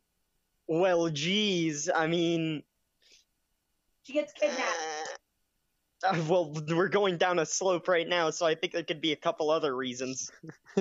So, he pushes, like, the sled's front forward, and, as they're speeding up, Gander says, Dacius, you're not avoiding that slope right there. Oh, I'm sure as hell not. Dacius, what do you do? Dacius! and then they begin flying off of the mountain.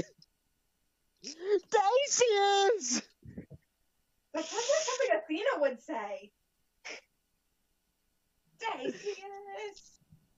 Blame it on him. God. like Dacius, he's seeing how high they're reminding him of him with the wings on the caravan. Yeah.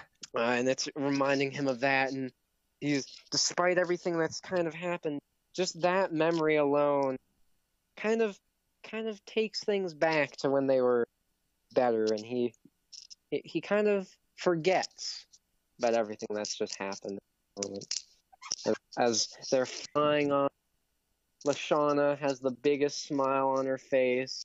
Until she dies. And Gander has the reverse. Yeah, Gander has the his mouth is agape, and he's so terrified that he's internally screaming because nothing is coming out. That is how terrified he is. And they continue at a good altitude for, I don't know, like a good minute before the front of the sled begins to dip. All right. Are you serious? You're trying to land us. Do you know how high we are? Oh yeah. Does Daisy look down? Yes. He looks down, and the trees, or he assumes they're trees. They just kind of look like dots, pretty much.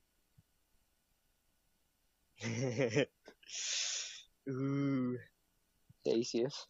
What? If we make it out of this alive, you owe me. Oh, don't worry. We will. and then it begins to dip even more, and they begin to fall. I hope you're right! So what's Dacius planning to do? Is he going to use some magic, or is he just going to try to trick his way into landing safely? You know what? Since we're so high up, I think he can test out his options. So I think we'll start out with a trick, because I do have that inspiration point. Oh my gosh! If you get a freaking 20. Okay, hold up. That's okay. Wow! That was, oh my gosh! That sucks. Well, our P-bot was like, listen, man, there's some mundane things that I will give you random 20s for, but you're stretching your limit here, bud. And I am doing this intentionally, by the way. There's a reason for this. Okay. So Dacius, he does nothing. as they continue to plummet, and like to Gander, it feels like he doesn't know. Like he feels like they're going at like max velocity, right? Baby, what are you doing? So, I know I have the levitate spell, right? But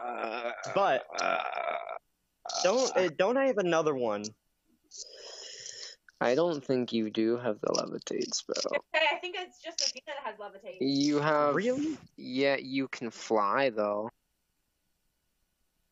What does that require? Because I feel like that needs like something that I don't have. It takes 10 minutes to boost or something. Hold up. Hold up. I need to keep you a water bowl. Yes.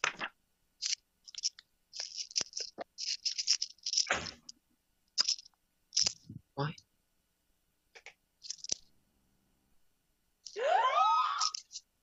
Fucking call Dixie!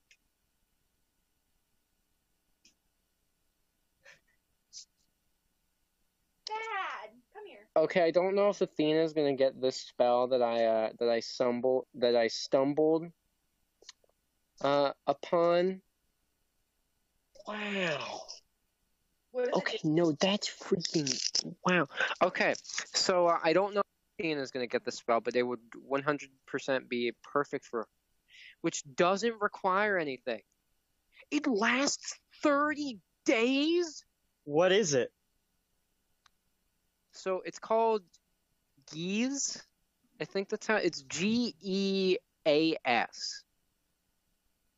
And what it does is pretty much you tell a creature that can understand you to do something. It has to make a wisdom check to see if it gets controlled. If it does get controlled, not only will it carry out what you tell it, but if it tries to do something that is the opposite of what you tell it to do, it takes 5d10 psychic damage. Oh my god! Yeah. I won! That is genuinely fucking ridiculous. I mean, of course, Yes. it requires me to have a good roll, and it requires them to have a roll. I don't know if theirs has to be good or bad. It has to be bad, right? they have to roll a good. Oh, a good roll. Yeah. Yeah, well, But how does the like, fly spell work or whatever? Okay. Yeah, you do need. Okay, so it does. It does. It does. Yeah. Okay, so I guess it works just like levitate does, except you make it fly, but you need a feather. Well, fuck. Are there any birds around? Yes.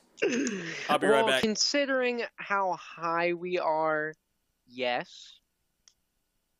So if you want to have like a dexterity check to see if Dacius can skillfully grab a feather off of a bird while they're falling, Oh my god. that'd be honestly that'd be the most epic thing. I'll try to grab a feather. Oh please. No, that ain't enough. Yeah, no, that's not. Does he want to like kind of realize that he's somewhat screwed and kind of scream to Gander like grab a feather? Yes. Okay. Gander, grab a feather. What? Grab a feather. What? Okay. Grab a feather off one of the birds right now. I'm trying. I have to roll the die first. Oh my god. Wow. So with the speed of almost light, Gander with one quick grab, he like grabs the wing of a bird, just snaps it off. Oh my god. Here, take it. All right, give me the feather. And he does. And So does the spell work on like only him or objects? It works on an object. Oh, yes. What do I have to fucking roll? You don't have to roll anything, you just have to touch it. Oh, okay. I want to touch the sled. Please. Okay, so he touches the sled and he closes his eyes because he must concentrate for this. And they're falling like really fast now. And it doesn't seem like it's working at first because the sled picks up even more speed. But then Dacius kind of tells it to like instead of fall to turn a bit so that it's not falling straight down. And it does. Gander, he opens his eyes. What? We're not dead. We're not dead! Not yet. Unless the afterlife looks very, very similar to normal life. Oh, it doesn't. At least from what I've heard, it really doesn't. Huh. Wait, you're flying? Yeah. Whoa. And the sled is like it's much like slower than and it's like reaching the ground, but you know, still not fully on the ground yet. Wow. I can't believe we actually did it. More like it. No, it was we. It was we, because Dacius failed to get the feather. Oh, true. Yeah. Yeah, well, because didn't Gander take off the whole fucking wing? Yeah, so they have multiple feathers now. Yes! Yes, because I thought it would be like, because of how scared he is, it would be like much like I don't know if it would I'd say it's more believable, but it fits more that he would take the entire wing off of the bird than take the entire bird. Yeah, take it. Take the bird. The bird like pegs Dacius in the eye, and then they start falling again. God. That would have been cool, though, to get, like, a bird friend. I don't think it would be a friend. We'll make it one. Oh, God. Okay. So their sled does eventually reach the ground, and Dacius stops the spell, and the sled, it falls on the ground due to the momentum they're still going. Gander, can you see the dwarves and gnomes anywhere? He like looks back and he squints and he like puts his hand over his eyes to try to get like a better view. Maybe if that's them, they are far. Fuck. Didn't think about that one. Well, maybe we can go on ahead. They do know where they are. I mean, I'd figured they'd know to go down the hill, but how would they get down the hill? Because the only reason we survived is because we could fucking fly. Well, they probably didn't take that slope. Well, let's hope we meet up at some point. Yes, I suppose so. But you know that was the fun slope. Fun. God. That's I wouldn't call it. Listen, Gander, it was a break from all the shit, you know, that's you don't no. Okay, this is a break. That's just what it was.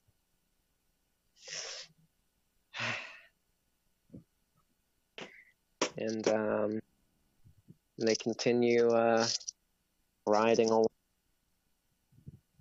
the countryside. Back with Athena. her stylus and are followed by a bunch of the bearlopes as they are walking through a clearing, like a cleared path in the swamp.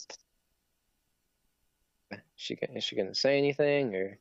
No, she's just gonna walk up to him, like not next to him, but like near him.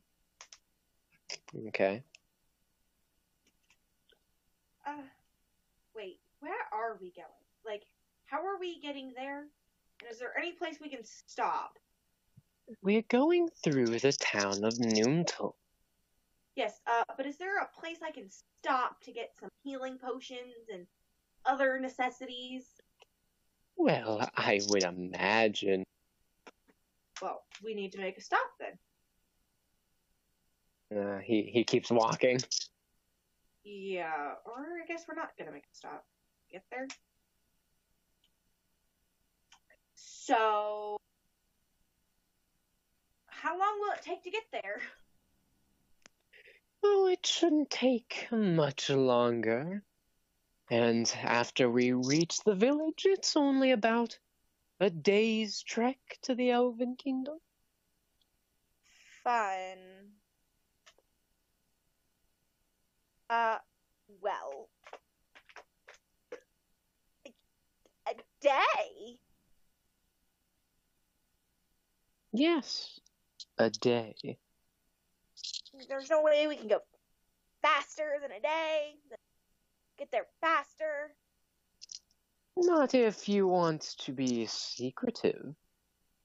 Oh, yeah, we're gonna be even more secretive than... Let's just say I don't need an elf party on me, too. I have a gnome group, a dwarf group, and my old party on me. Yeah, I don't need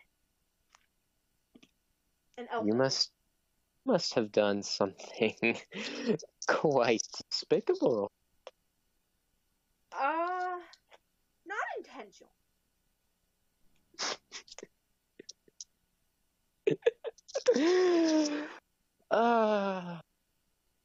Not intentionally. Have you seen any? Well, no, not intentionally. I already have enough people search for me. But I prefer not to have elf enemies. I already have one elf enemy. Then we will not be using any other forms of transportation. Is there any places that I can get a few feathers? Feathers? Yeah, feathers. He looks up at the sky. Well, there doesn't seem to be any birds out at the... Yeah, because we fucking killed the last one. It was the last species, and we fucking killed it. It's because they're in the swamp. No, it's because we killed the last bird. Yes, you killed the last bird. There's the only birds left are Shrek birds in the swamp, and let's just say getting a feather from them is a lot more effort than it's worth. If you do see any birds, I guess let me know. I need a few feathers. They just hear from the background. What are you doing in this swamp? God. Oh my God. I'll be back. I would like to point out that whenever you use Ifrit, you can just fly anyways. Yeah, but She doesn't have get magic back water. I guess. So I don't really want to use Ifrit. You have. She could fly. She could fly over there, but she kind of wants to end things peacefully. And when you literally look like you're on fire, Jeez, she's thinking rationally now. Oh my God. Yeah, I know. Athena can change. I mean, I wouldn't say she's changed at all. She's just gotten to a point where she can finally accomplish one of her main goals. So she's taking it a lot more carefully. Yeah, and she also has, the basic human decency to be like, okay, maybe I shouldn't use the power of the thing that wants all mortals dead. Yeah, because no, she hasn't asked him why he hates. None of them know why he hates him so much. Yeah. That's a fair point. Well, it is one of those sorts of things where it's like, that's a pretty broad, amount of things to hate. Yeah. So it's like, it would make sense for our characters to ask them, but then you think, like, if someone walked up to you and said that they hated, like, all of humanity, I guess you might ask why, because at least in this case it's a bit more unrealistic, but if a Celestial is telling you, like, this big, well, I guess, this thing capable of killing everybody is telling you, like, oh yeah, I hate all mortals, you're not, at least for me, the first thing that's coming to my mind isn't going to be, but why? It's going to be, where's the exit? Yeah. I'm just gonna go. Yeah, like that's a pretty awkward way to start a conversation. Come on. But Athena is a unique case because Ifrit can't kill her. Yeah, and it would still make sense. It's just with Dacius, he doesn't really have any fucking interest in talking with to Ifrit, and then Gander, well, I don't know about him. I don't know if he's thought about it that much. Not really.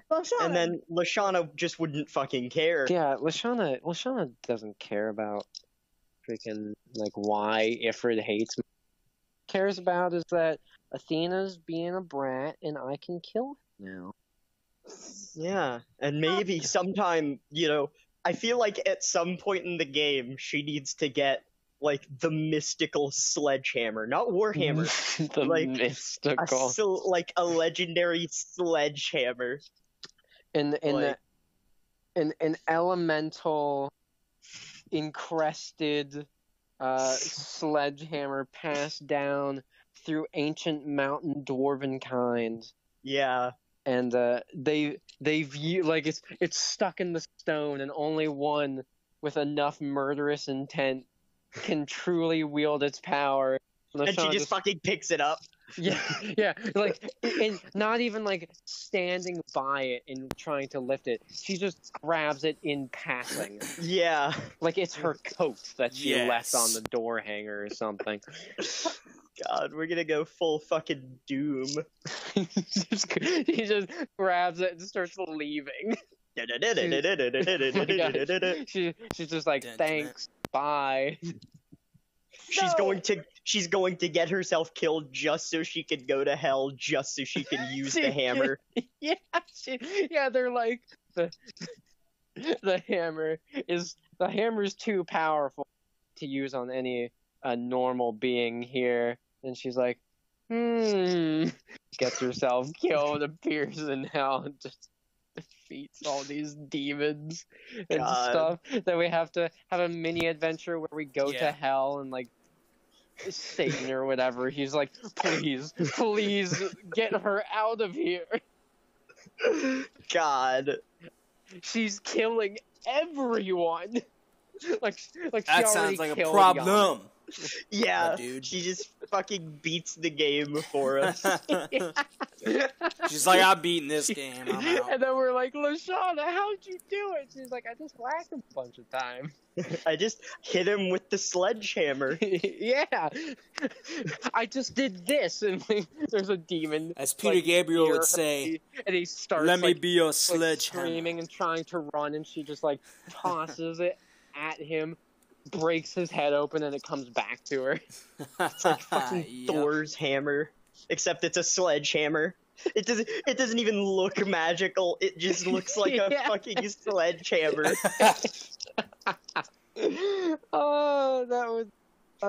That's going into the alternate universe, the alternate timeline. Hey, y'all, I know we're still like in the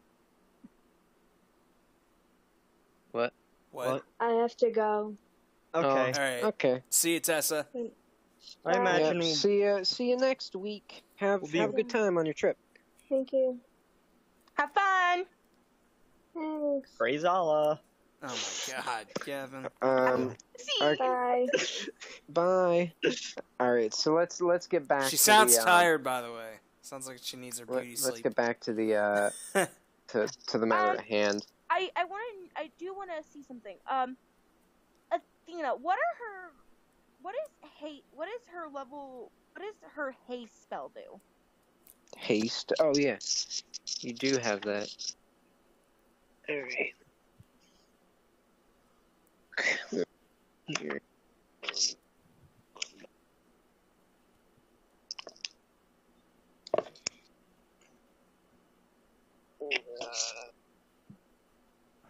Hallow.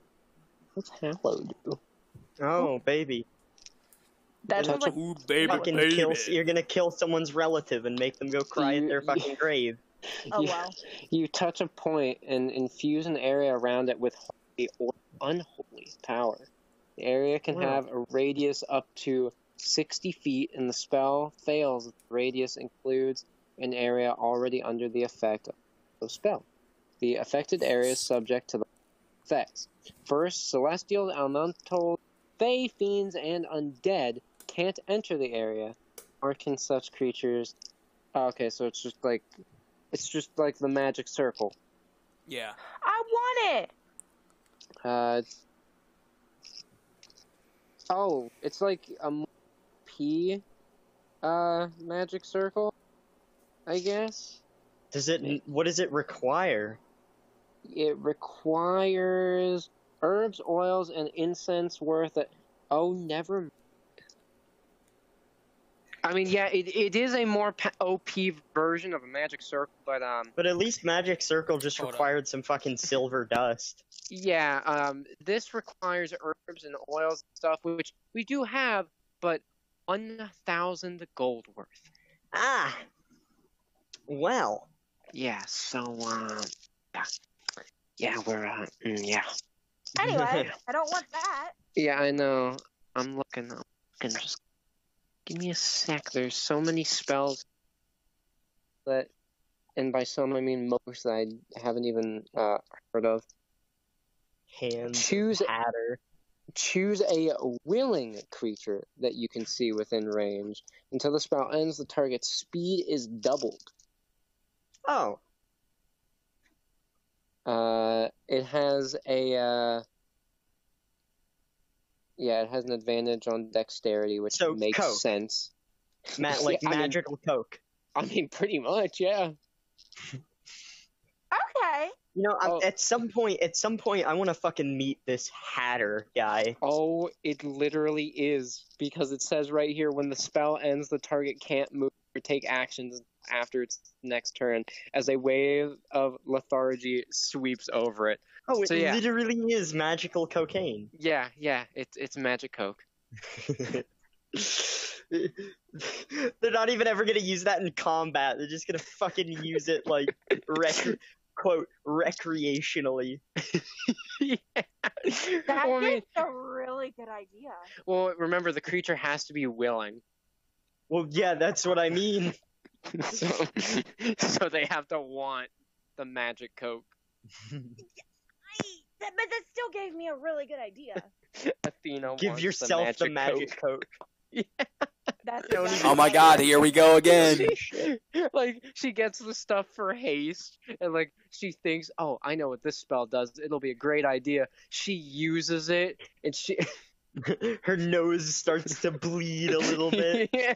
She's just Yeah. time slows down or something. And then, like, I'm feeling- when she can't move, it's like, oh, what happened? And Ifrit's just like, Where am I I? don't know. It got me too. What kind of combat spells does Athena have? What kind of combat spell does Athena not have? Is the better Yeah. question. I think Gavin. She definitely has agree with like Athena, at least thus far, has more generally useful spells. Acid Splash, Firebolt, Poison Spray, Ray of Frost. Wait, I have poison spray. Apparently. Huh. Burning Hands, I guess you could... Sounds like to burn someone's hand. What the heck is False Life? What does that mean? Oh my, don't tell me she can fucking LARP as a goddamn necromancer or something. Magic Missile. What does I Sparse Life do? I want to know. Okay, False Life. Here we go. Boy. But, like, she has so many different just general use spells. Whereas some of the shit that I have, it's like, my big fuck you spell is, it requires a pickled tentacle. A pickled octopus tentacle. And it's banning somebody to the Shadow Realm. Yeah, And literally. Yeah, that's useful, but that's not exactly direct damage. No, but like they can't really escape from it. That's the thing. Wasn't there also a thing where it's like they can't use magic either? Yes. That's fucking ridiculous. Yeah, so that's why it's very oh wow, yeah, False Life is level necromancy. So wait, what? So she could just LARP as a necromancer. Bolstering yourself with a necromantic facsimile of life, you gain 1d4 plus 4 temporary hit points. Ooh, that's fucking stupid. But you need alcohol. Craziness! Okay. When you cast the spell using a spell slot of second level or higher, you gain 5 additional temporary hit points for each slot level above the first. So you will have 10... so you can have a total of 18 extra hit points to use that. That did remind me of how the Eldritch Blast at later levels, like, you just get more blasting. Okay, and then what is Burning Hands? Well, I would imagine your hands go on fire. I feel like it would be kind of like the opposite of the Chill Touch or something. Maybe. Yeah. Or, maybe. Again, maybe it's just your hands light on fucking fire. As you hold your hands with touching and fingers spread, a thin sheet of flames shoots forth from your outstretched fingertips. Each creature in a 15-foot cone must make a dexterity saving throw. The creature takes 3d6 fire damage on a failed save. Oh, well, go fuck yourself then. Yeah, so, It's just a flamethrower. Yeah, well, no, I don't think it's like a flamethrower. I think it's more like a super powerful finger gun grenade, pretty much. See, but I like that because that means I can use fire. So you have 3 different spells so far that all do differing like levels of the same bullshit. And she she doesn't need anything for that. Okay, then what is the poison thing? The poison spray? Yeah. Didn't I have something like that too? Mine. Yeah, I think so. I will look. Oh yeah, while we're just kind of flipping through spells and stuff, I found an interesting series that we could make a pretty interesting like D&D about. Yeah. So pretty much, it would take place in a futuristic version of just this world, where pretty much like VR stuff is everywhere. Like literally there are surgeries where you get like VR computers implanted into your brain. Damn. Wow.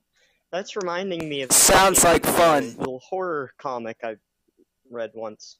Yeah, but like it's not about like the whole like government taking over your brain. Not even that. Not that part. It's fucking worse. So you know, there's like VR everything in this world. However, there's an interesting, like, extra facet to this VR stuff. So there was a game that was developed that only a select few people have. I think there's only like 1,000 people or whatever, like in canon, that have it. And it's called Brain Burst. It's a fighting game. But here's the thing about it. In the real world, it gives you abilities to essentially make your brain work faster, so you have advantages against real people in the real world. Classism. But to use this, it takes points, and you get these points by fighting people in the game world. And the other interesting thing about the game world is you do have an avatar that you use to fight. However, you don't make your avatar. The game creates your avatar based on your own personal trauma. Wow. Oh, I like that. So, example, the main character of the series, his life sucks. Like, he gets bullied all the time. Like, no one really likes him. Even his two best friends kind of like treat him as a third wheel that they kind of don't want around anymore. So his life is terrible. He wants to get away from it all. He wants to fly away from it, if you will. So his character gets wings. That's his character. That's his avatar's power in the game world. Oh. God.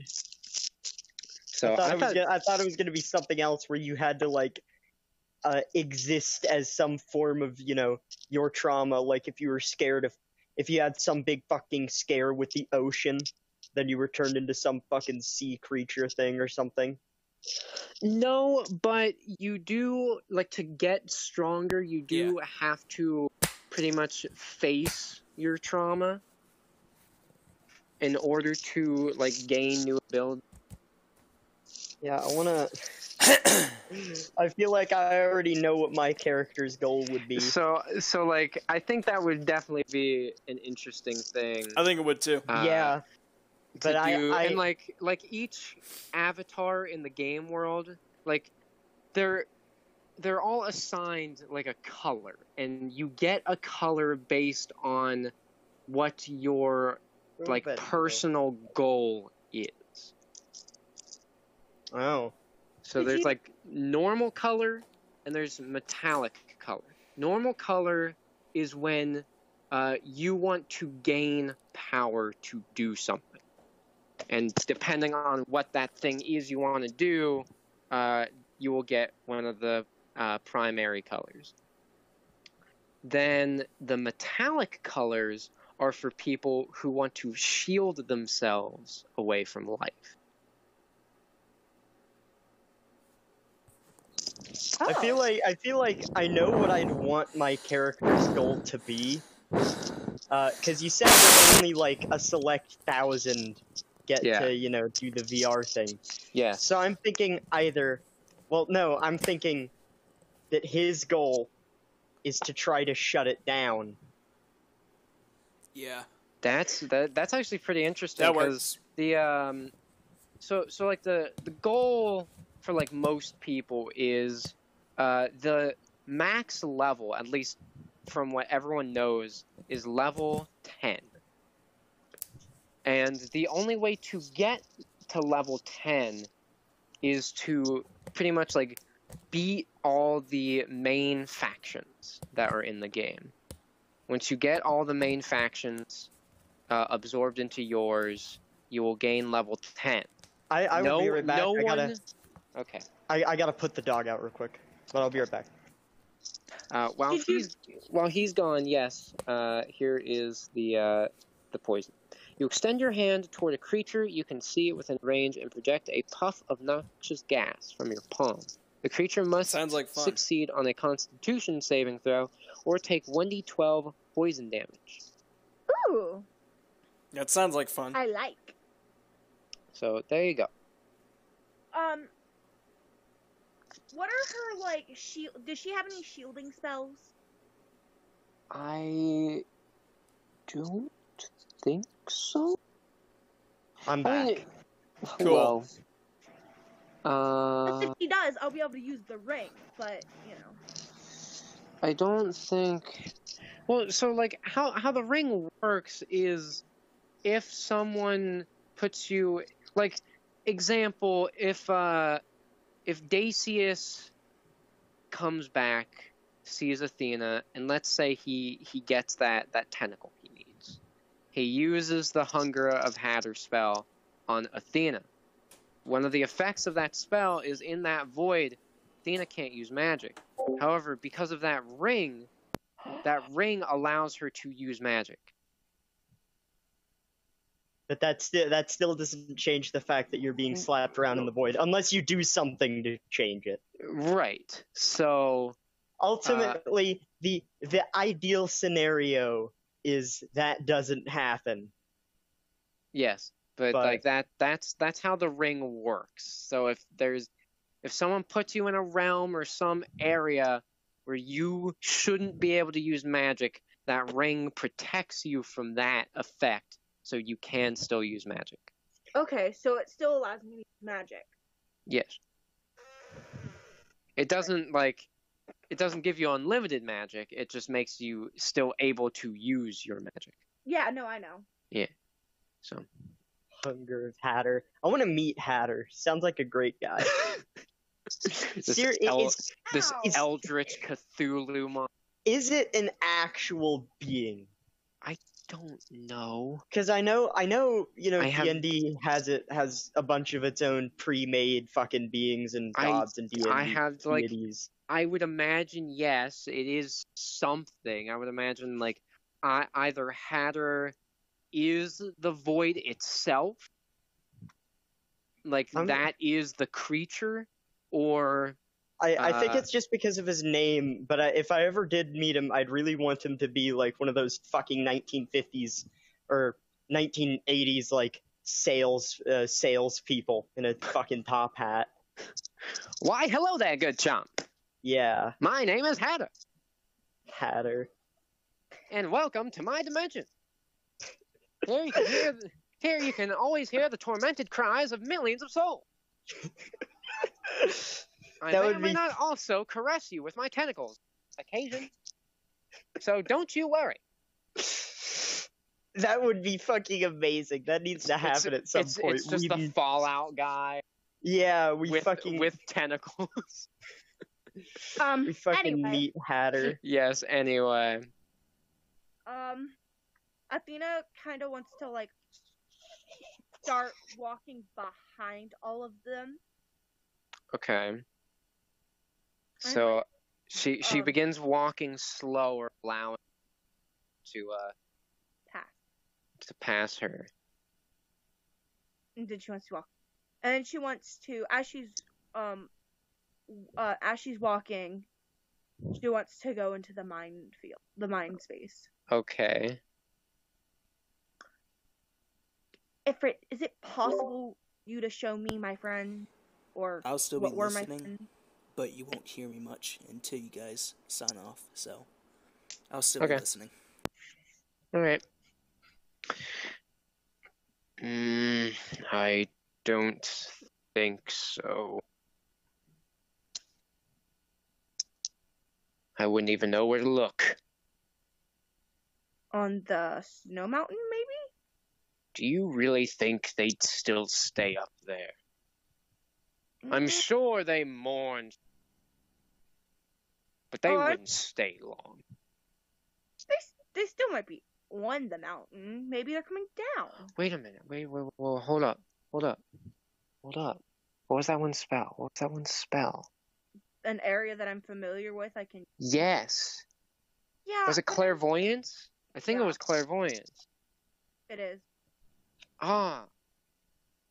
Do you want to do that?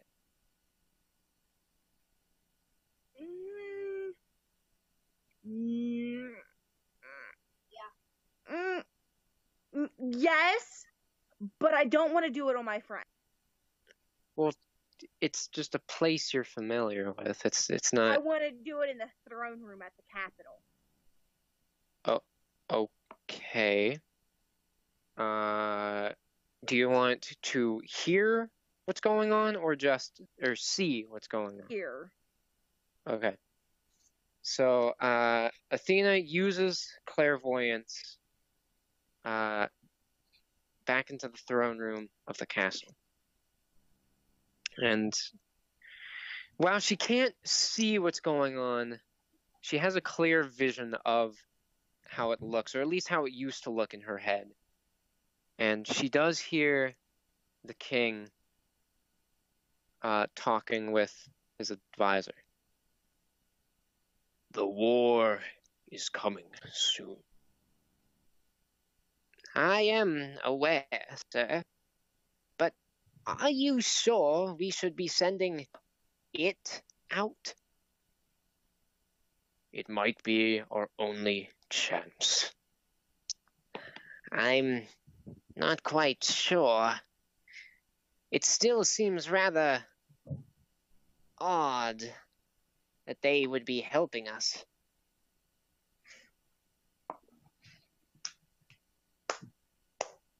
It is our only weapon that can truly deal with those elves. What are you doing? What is I'm it? going insane. I know. I can tell you're going insane. I couldn't tell if it was you just going insane, or you like thinking you know what they're talking about. I mean, I'm thinking that I think I know what they're talking about. Wait, what do you think it is? I'm thinking that I think I have a good idea of what they could possibly be talking about. They're talking about handing fucking chocolates to all the elves and shit. Really? Yes. Really? Yes. You're not that stupid. I might not be right, but I'm pretty sure I made a decent conclusion. I mean, chocolate is it would be a new food to the elves. Yeah. So, I mean, and you could classify that as a weapon.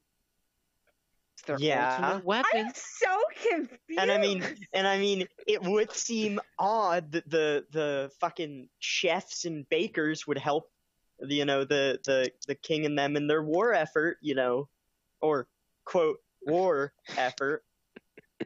Huh? They're just planning a giant dinner party for the elves whenever the army gets there. I want to hear more. Okay. I've already sent it. Sir, you've already sent it. But this could cause the war to come early. Not if it acts fast enough. Sir. I understand times are desperate, but you've changed, sir. Insurrection time. What? Oh, you said it's erection time?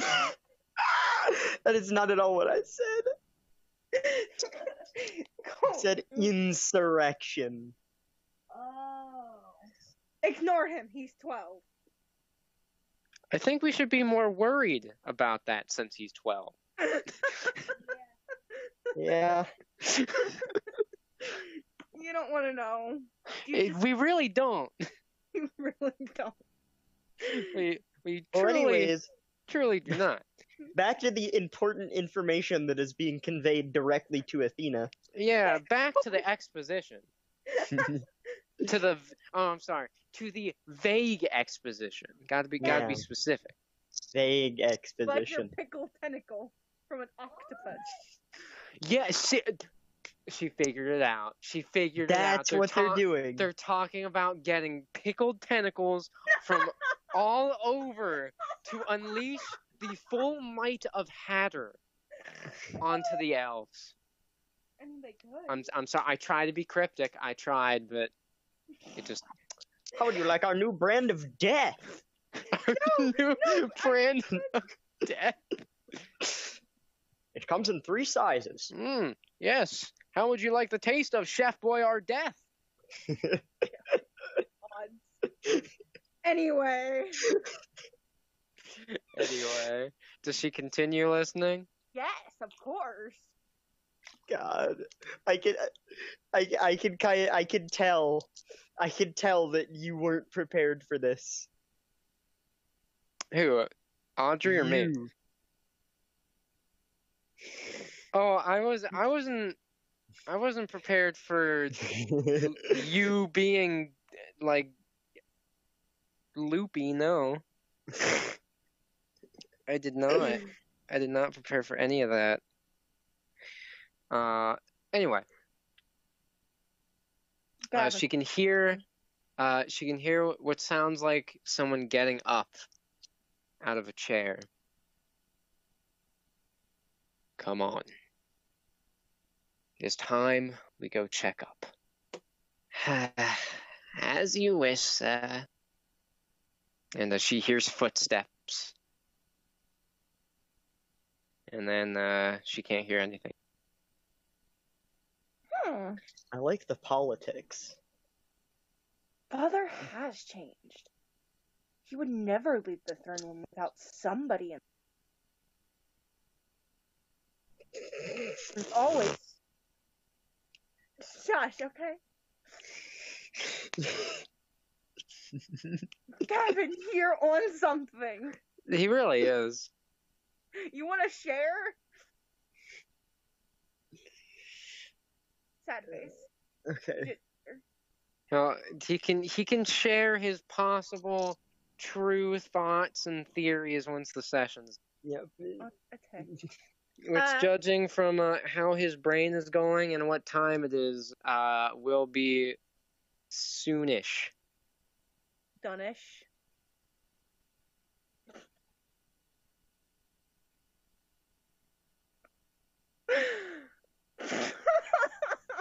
What? I'm just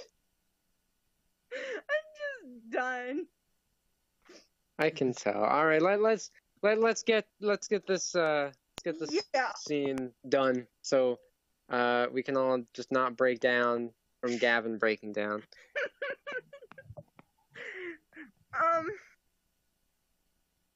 She wants to just talk to Ifrit. Okay. Well, I mean, if it's there, she I know. She never left the mine. I know. What do you think it is? How should I know? I mean, you're celestial spirit. You've been around for quite a few millennia. I don't know your kingdom. I mean, you could have a guess. I've been trapped in that crystal for hundreds of years. Right. Well, even if he wasn't, I don't think he'd really care about fucking politics. You're not even gonna tell me any theories that you might have or anything. They're sending something over to the Elven Kingdom. Right, because I didn't get that at all. Well, that's all I can pick up. Would you want me to guess what creature it is? No, totally. Well, I don't know. What did you say you are? Griffins? Maybe it's some griffin. What would be fatal to elves that the humans might send over? Anything is fatal to elves. I'm done with you, Ifrit. fucking burned. Maybe even literally. What would it be? Something. I'm gonna go something big. Maybe it's a little. No, they're sending over like an assassin gnome. It's gonna collapse the entire elvish government. Oh well. Whatever. I'm done. Athena wants to stop listening and go out of them. And she forgot, when she gets out, she forgot that she doesn't move when she's in there. So she still sees bear lopes, but they are fairly far ahead. She wants to run to catch up to him. All right, she starts running, and that is where we'll end our second. So, Bill! I have a theory, right? All right. So I have a theory that I've been thinking about for a whole grand total of 2 seconds. Yes. And essentially, and this could be wrong. It probably is. But my theory is that the king and, well, really just the king, because it's kind of obvious that, his advisor isn't really in on the plan, has made some sort of deal with certain just not very nice individuals that we may or may not have encountered in the past that may or may not have fucking killed Nigel. That may or may not be the entire point of all of this. Now, that being said, I know I'm at least 99% sure that what he was talking about wasn't the demon dragon. Mainly because, it couldn't be, but also because, well, I know you wouldn't release it that fucking early. Even, if circumstances were different. But that being said, please refer to my meme to look at the expression on my face right now. That being said, that doesn't mean that they don't have anything else in their arsenal that could be incredibly fucking dangerous. Or they could send over a fucking commander. I mean, the only reason we won against one of those guys is because we had the go fuck yourself crystal that sent him into the fucking shadow realm. Would you be okay if I gave you a hint about your that pertains to your theory? Yes. Okay. Is it gonna be no? The person that the king is talking about that has helped them is someone we have met. Okay. Doesn't really narrow down your options a whole, but there you go. Yes, wailing child in the back. What's your theory? What's your contribution to the theory crafting session? Stepmother! Seriously, what is going on over there? Okay, I have no context for that. So, her stepmom is super evil. I kind of figured. And, You don't know how evil.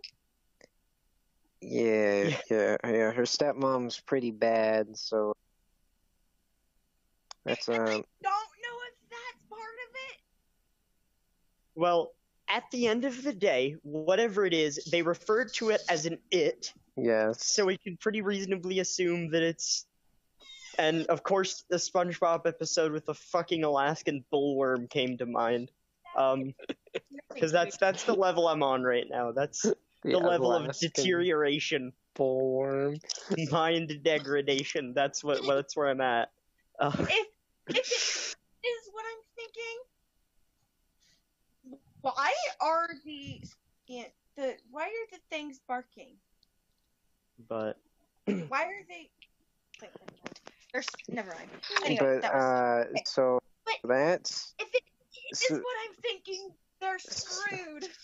So those are in theories. I mean, I feel like they're screwed either way, unless they also have something, which would be fucking hilarious if they just keep throwing more ridiculous garbage at each other. But well, I don't think this entire war is going to turn out to be some slapstick comedy routine. So it's certainly going to be interesting. Well, no shit. Out. What I will say is, you did very fucking well for just coming up with that shit on the fly. Because normally, it's one of those things where it's like, I'm pretty sure, that the things we're doing were at least somewhat premeditated, and maybe that was. But with the way that you were just kind of like, oh yeah, you have this spell. Do you want to use this spell? And then she was like, oh, I want to use it in the throne room.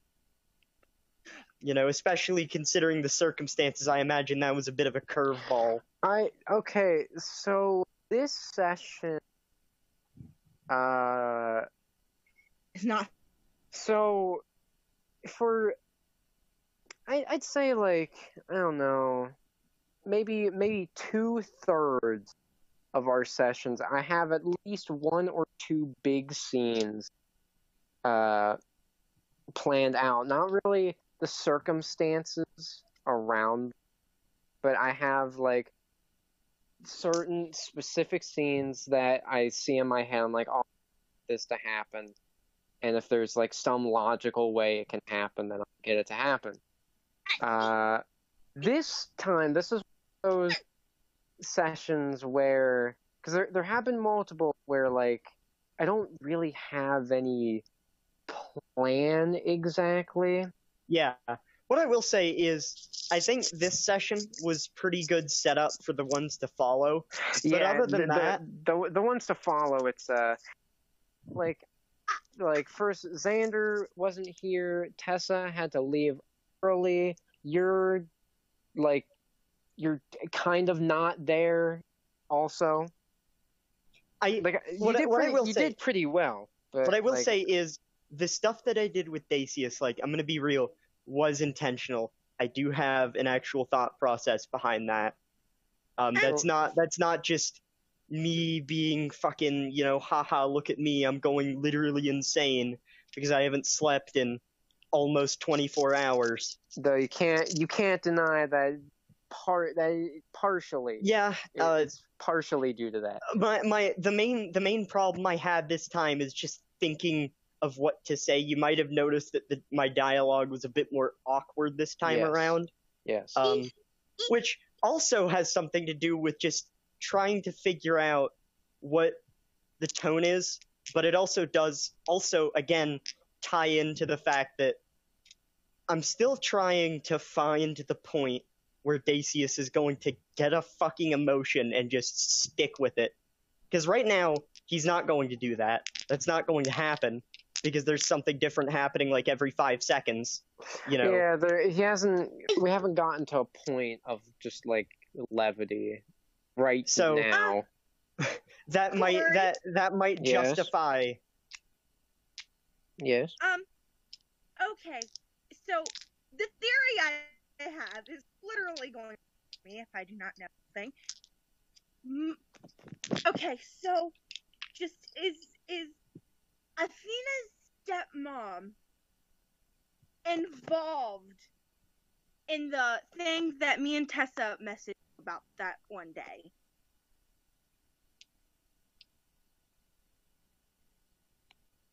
She involved thing you messaged about. You would have to go back and read the messages between you and Tessa.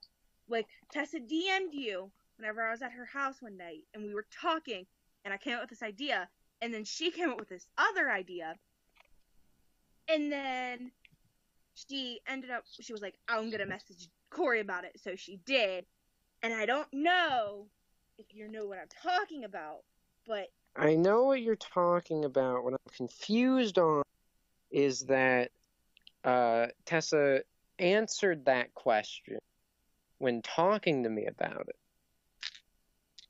because that question was part of what she told me. Now you confused me. What? Okay, is she part of the Yes. The gang? Okay. All right. I does that have anything to do with the king sending over?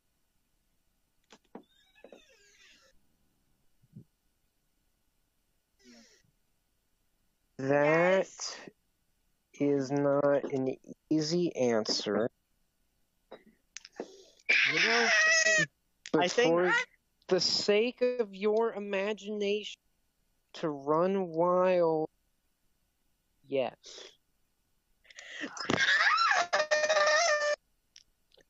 God. So, normally I'd be asking more questions, but this is one of those things where it's like, I'm thinking I'm not going to think about this.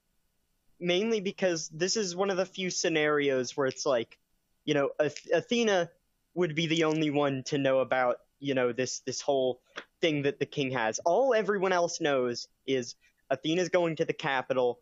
It could be for something bad, whereas Athena would have more context as to like what, the king and all those motherfuckers are doing. So I'm not going to try and craft theories, but also normally I'd, make a little quip about not having any fucking context, but don't really want any. Yeah, because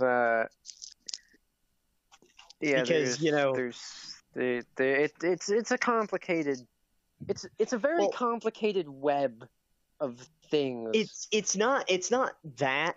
Like I'm sure it's complicated. It's just this thing. I will say that this little political war arc that's happening is probably going, if we look back at like all the different on an objective level, this one will probably be the not as good one, because politics are not my forte, but I'm trying my best. Well, what you do also need to keep in mind is politics back then weren't as complicated as they are now. So even if politics, aren't your strong suit, yeah, politics have always been complicated, but back then you didn't have to worry about all these incredibly fucking stupid trade routes and things like nuclear weapons and just, I will say that sort of fucking garbage. The end of this arc will end with a cliffhanger. Well, yeah, no shit. Most time things we've had do end in cliffhanger. Yes, but the unique thing of this cliffhanger is that, unlike all my other ones, because this is the final arc, it will switch perspectives away from our characters.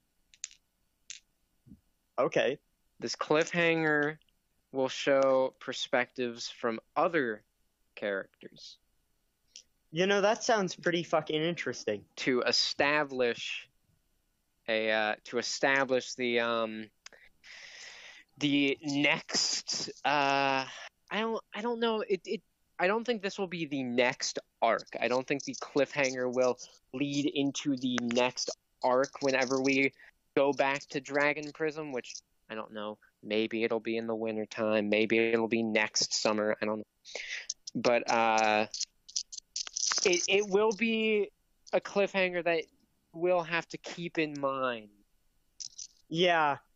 I definitely think somebody is going to have to write it down or something, because that is a bit, of a long time to remember, exact details. All of these are archived.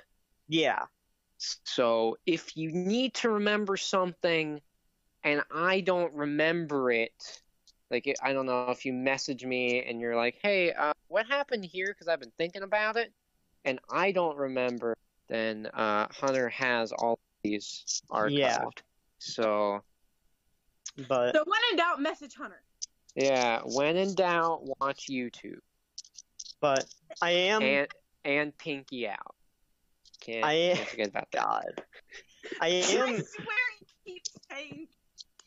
I am planning, or I am going to start sometime tonight, maybe before I go to sleep, which at this point is a bit fucking questionable, because as tired as I should be, I feel like, just like last night, I'm going to go to bed. I'm going to be fucking exhausted. I'm going to go to bed, and I'm just going to wake up at like 1 and not be able to go back to go to sleep. And it's just going to be this fucking cycle. Leave it open, it's hot. Anyways. So, since Xander said he can play tomorrow. Do you guys want to Yes. try to play tomorrow? Oh, Yeah, I don't Yeah. have anything better to do. all right. And well, I'll be well rested, because there's You- no fucking way in hell I'm gonna let myself not get sleep. so I do have a very interesting thing with Nigel. A very interesting thing indeed. Yes, and I've been fucking waiting for it. Because I'll get on later tomorrow. I won't probably get on at 7, a little later. okay, so pretty much show everyone else's perspectives except Athena's until you get back. Yeah, basically. Got it. I will get on, but I don't. It's hard to say what time. Okay, so It will I'll be- see how long I can go with the other characters before it needs to go to Athena, and hopefully it'll last long enough. Sure. Anyways, It will definitely be after 7. Okay. So sometime in the near future, in the next day, I'm gonna start writing that thing. Oh, okay. But I remember I wanted to write in this one area, this catacomb. Now, we don't have to visit it or anything like that. It doesn't have to be relevant. But I was thinking that this place would be particularly spooky, because I was thinking, right, like when, and it's fine if I talk about this here, right? I mean, I guess so. Because I Well, don't I'm think getting it's. off either way. I have to go. All right. okay. We will talk to you Bye. tomorrow. All right. Bye. So, I've been thinking a lot about, again, all the stuff that I mentioned in the fucking, paragraphs that I sent you. But also, I was thinking that maybe there were some events that happened before, the architects were wiped out that are blamed to be the reason that they were wiped out. Not the actual reason, but it's like, blamed. And some even some of the architects themselves believe that.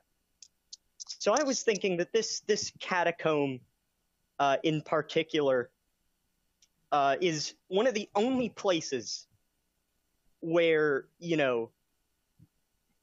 there are any remains, and I do mean both building-wise and body-wise, which is where the spooky shit comes in, because, well, I don't imagine the Celestials were particularly nice to them, which, is both justified and unjustified, but they were, at least with the way I'm going with it, really not nice to them. And, they at least the ones that did get an afterlife aren't having a particularly fun one. So, those fucking catacombs, well, I'm just gonna say they're spooky as shit. But if we ever did go there, I was thinking that there would be a sequence, right, where, instead of it being, this really unhappy reunion, if Dacius got to speak to any of the remnants of his race, one of the first things they'd say back is that he should have burned too, or something along those lines. And I got a couple ideas, a lot of different things. You're gonna have to elaborate on that before I accept it. Well, Because yeah,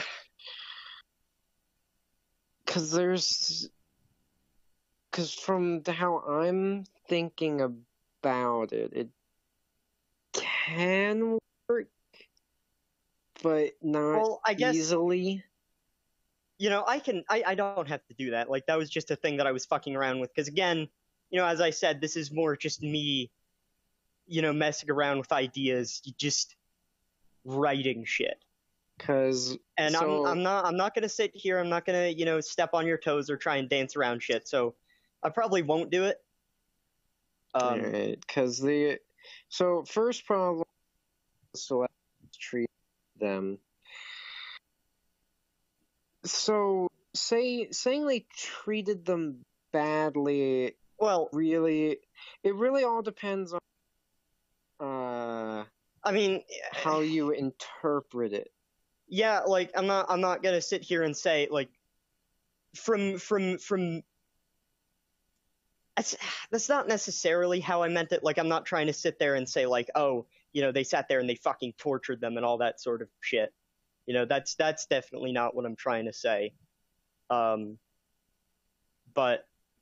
that also being said, I don't necessarily know, how that went down, because for all I know, maybe just one day they literally just vanished, or it was a lot more of just, they just sort of died or something. So I mean that's more accurate to what happened. But I don't know. It's just because I'm trying to think of things that are interesting that also don't fuck with the rest of the world, because the whole thing about those catacombs is they don't really matter. If they did exist, it's not like they're of any relevance to anybody, which is part of the reason that I even thought of them, because it's like, yeah, I can just think of that, and it's like, if he likes the idea, then cool. If he doesn't, whatever. Or if it, interferes with something, then I can just say, yeah, it didn't happen. It's it does, because it has to, there, like, no one can be able to find it. That's the biggest thing. Is Yeah. like, even if it doesn't impact anything, even if someone found it, the issue isn't that, it's just it can't be found. Like, that has to be it. Okay. Like, Okay, so if it exists, no one has found it. I guess it's because I was thinking that they had a more conventional death. Like, yeah, it's not a war necessarily because they can't really fight. And even if they could, they're fucking celestials. But what? Or it wasn't a. It was more of a one-sided slaughter. Well, yeah. But the losing side had one trick up their sleeve. Oh, well, that's a lot different than how I was, going towards it, because that whole catacombs thing, the only reason I was like, okay, yeah, that might exist, is because it's fucking, like, maybe it was a really old fucking mine or something that was just that deep in the ground, and everything in it is still dead. But, I guess it... But yeah, it's not that big a deal. I I know to you it might be like, but no, I don't have to put it in. I don't have to think about it. But it's because it kind of ties, like, the idea of a decrepit place that has remnants of the architects lines up with an area I'm planning on them going to. You know what? Screw it. I'm going to say it because we're not going to be able to go there during Volume 1. So, screw it.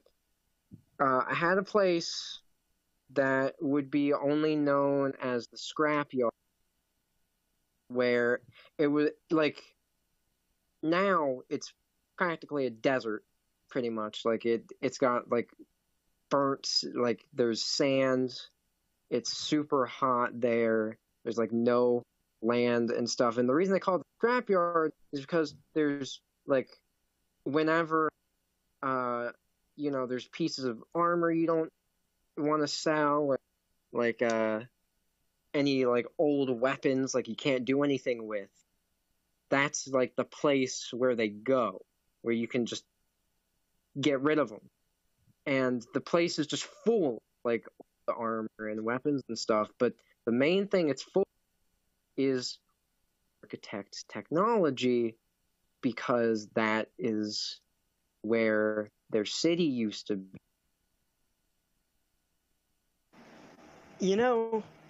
I do like that idea more. Because I mean, I wasn't going for a normal sort of catacombs or anything like that, but I think I think that's definitely a more subtle and approachable, way to go at it. And I did have some cool enemies for that area, because like I thought of this area literally like right after I made the abyss area, with weird creatures and stuff, because what I thought was like the wildlife there, because of how long like all that scrap has been around, they've sort of like adapted to actually like using it. So there would be like sandworms that have like pretty much their skin is actual armor, like melded to them from the sun, because it's just been like collected on their bodies. Yeah. So yeah, that was an area I'm okay with telling, because one, it might help. I don't think it will though, because there's a missing part to this, because there's when the architects were alive and had their city. Let's say that's on the far left. On the far right is the scrapyard. Desert, nothing. In the middle is another event.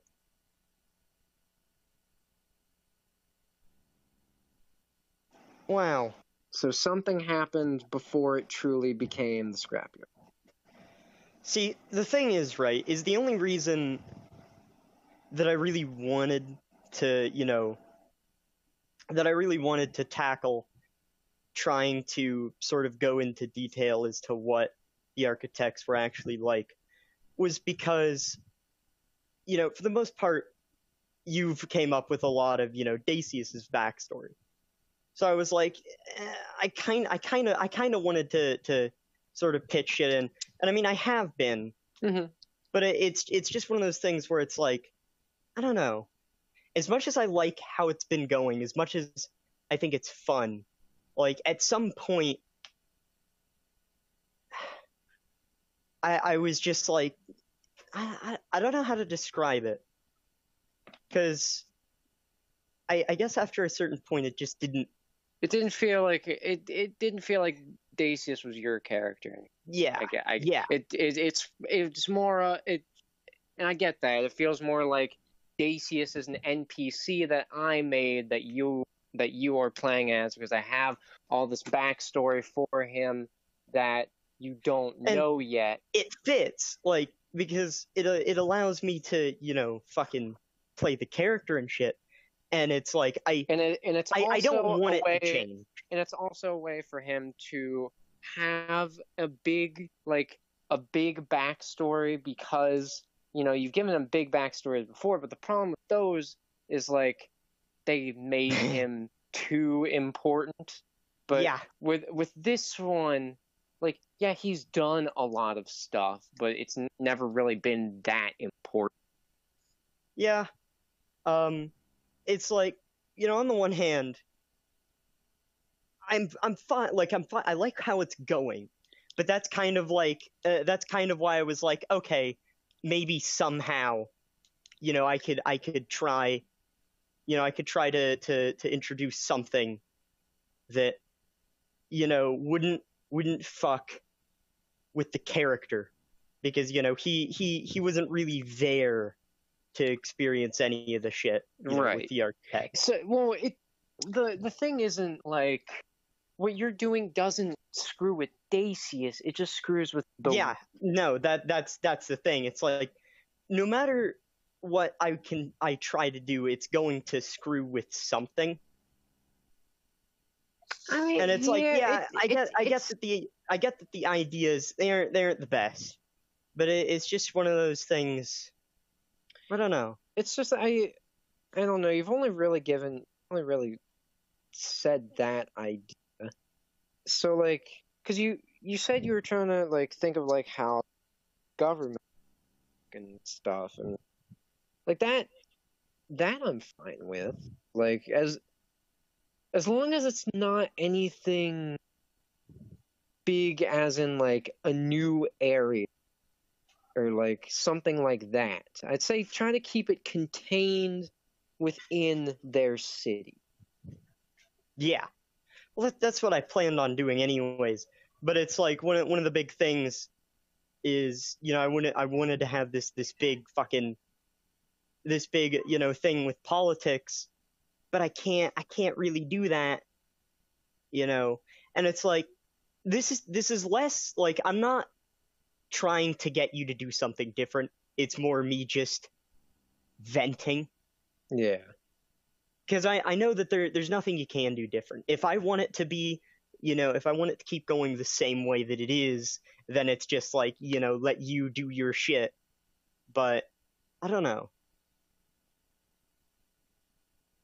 Yeah, I get that. I get that. But yeah, there really isn't anything to do unless I just give you everything that I've planned out for them. But that would sort of I guess it's something it's a thing I have to balance between how interesting I want it to be for me. Because I guess one way to think about it is ultimately it doesn't really matter. Like, you know, you might come up with all the backstory and shit, but I have to come up with how he reacts, how he's going to think about it, how he's going to take it. Not back then, but right now. But also, who the fuck is gonna care? Like, yeah, you know, I can't sit there and say like, oh yeah, this is my character. But is that really such a big problem?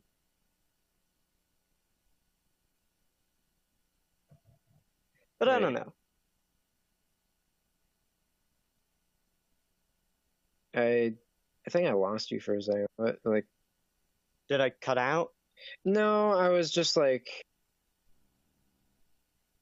I don't know, because you said like this isn't my character, or this is my character. Is that really a like? Oh, what, you cut out. What'd you say? Dang it! I don't see like when you said is that real? I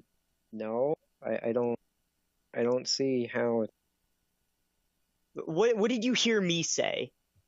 I heard you say, where you were like, "That's my I can't just say that's my character."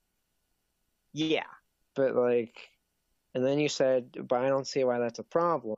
Well, I wasn't asking you like, oh, or I wasn't trying to say that you see it as a problem. I'm just telling myself like, yeah, it's not really a big deal.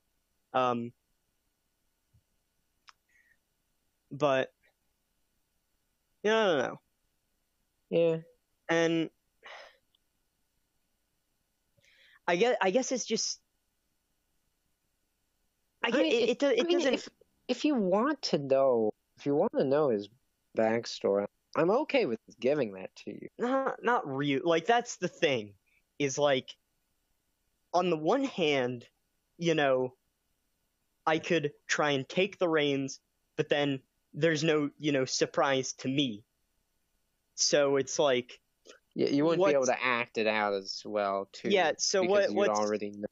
What, like, what's the point in that? Like, because like you know, because whenever I'm telling someone about like a game of D&D, they're not gonna ask me like, oh, you know, and I mean they might, but I mean then I could just give them or tell them like, yeah, his backstory is that he just doesn't fucking remember a whole lot because of this or that, you know, and go over some of the more important details. It's like ultimately, it also doesn't really matter like what other people think of the game. It's just Yeah. I mean, is it, like if you would enjoy it more by knowing, I don't think so. It's I don't know. But like I don't have I wasn't going to tell you like how he lost memory, but like if you want to know like the full thing with the architects, I can tell you that. you know what? No. I'll keep all of that shit, you know, to be a fucking surprise.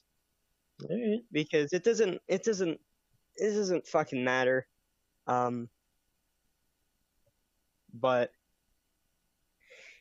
that's the thing though, is I'm also just not very good at coming up with, you know, backstories and shit. So it's like, even if, because like my original idea was just like, I was basically like my original idea was like he's literally, you know, just something.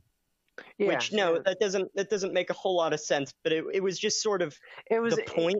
Yeah, because like I know why you did that, because you were worried that you would make him sue again. They make him way too by giving him this like way too overcomplicated backstory that even if like to the world of D&D he wouldn't be that like important to like the cosmic scheme of things. He would be like super duper important. Yeah. Well, the thing about that is I was more or less just having a fucking blast, just coming, because like I wasn't thinking about like, okay, how does this like what does this make him? I was just thinking like, okay, I want to try and make this cool alien race, Yeah, and all that. So yeah. like that was my goal then. And then with this, I was kind of, you know, I feel like at some point I would have tried to go along the route of he's forgotten shit, because that would make sense. But originally it was just like, you know, his backstory was just irrelevant, and in fact his existence is more or less like there's not really a rhyme or reason to why he exists. Do you want to know something interesting? What? So back in what, session 3, 4? No, wait, no, it probably was like session 5 or whatever. Whenever Mariella first kind of joined the group, and she made that one comment about his race. Originally, if you want to just know some behind the scenes, originally that was a complete throwaway line, not meaning that she knew about his race, but more of that, like someone that looks odd like him, not really like he had an actual race. But then I thought about it, and I was like, no, it would be cool if he did have like an actual race. And now we're... Yeah, and I did like the idea, because whenever you first brought it up, at first I was like, you know, either A, you know, he's trying to sort of insinuate something else, or B, it was an accident. And I was like, well, you know what? The story I made wasn't exactly the most fucking interesting, which was the point, but that's not a very good excuse. Yeah. So, you know, and it's like, I wanted to have some more intrigue to it, but then I'd have to figure out, like, okay, I want to make it more interesting. How do I make it not bullshit? Yeah, and that's... because, you know, I start, and I'm not going to say that I'm good at writing bullshit, but, like, that's usually what I go to, because I don't think about writing characters. Right, I think yeah. about writing things. Right. You know. Yeah, and I get that. Like whenever you told me like all your game ideas and stuff, you're not a really character focused writer. You're more of an event focused writer. Yeah, because I've always liked the idea of, you know, doing things, you know, that are interesting and that people don't really expect. But I never thought, like, well, you don't want them to be too fucking interesting whenever, you know, there are other people who have characters too. Like, whenever the characters have to all be important. And also, while the thing that made Dacius would be interesting, Dacius himself wouldn't. He might have a personality, but he doesn't have, you know, a real backstory. He has events that's happened in his past, but that none of them mean anything. Whereas now they do. Right. It's also sort of just like a how you prioritize things, because like I can't say that my form of writing is better than you, is objectively better than I'd say talking about it. It feels that way, but like your form of writing, it probably is better. It's definitely more refined, but in this scenario, it's better. Yeah. Like, you know, I'm as much as I've thought about universes and I've thought about writing, and hell, as much as I've tried to write, I don't typically get very far, and I just don't want to fucking continue. So, like, I'm not... It is a lot different. Like, I have a YouTube channel. I write episodes and put them out every 3 days that have to tell, like, plots, and, like, how I've been making them for, like, the past year now. They've all been, like, connective story, building up, like, this big old connected universe stuff. So, like, I've had a practice with doing that, even though, like, you know, I wouldn't say I'm anywhere near pro, because, like, I still don't write scripts. I have never written down, like, I've written down a script one time, pretty poor script, and the video for that was a super duper short, because I'm not, like, that great. One, I'm not that great a scriptwriter, and two, because I'm pretty much the only one who works on my videos most of the time. So you'd know what, you know, the characters should say and do and all that sort of shit. Yeah, exactly. Yeah, my videos is character focused. Like I don't really, the most world building I do is through, like, things that the characters say or the characters are. Like, if there's a god, okay, so there's a council of gods that exists. Like, that's like natural building, but, like, I haven't gone as in depth as I have with this D&D and world. The thing is like, the characters, like, they matter a bit more, especially whenever you're first establishing a universe, because, you know, you want the person who's reading or whatever to be fucking invested. Exactly. And there are a couple examples, like something like fucking Warhammer 40k. I don't really think people get in it for the fucking characters, because they die every 2 goddamn seconds. Yeah, and also, like, Game of Thrones stuff. Yeah, but it's like, a lot of what carries the story is the characters. Right. So it's like, my way of thinking about it, I don't write stories. I just think of worlds. You know, if I were told to write a story, I probably couldn't. But if I were told, is like a good way of. If I were told to make a story where, you know, if I were told to make a world and set pieces or whatever where a story would take place, I feel like I could do a pretty good job of it. That being said, I would expect your writing to be better than mine, and anyways, for a couple reasons. But, you know, I wasn't looking at it as a challenge or anything, like, oh, you know, I gotta try and one up him. It's just more of trying to make something that would sort of make it seem like I had more of a stake in, the actual character. Right. Stop recording. And- Note 27. You still Created. do. Like, you still do. It's just like you don't.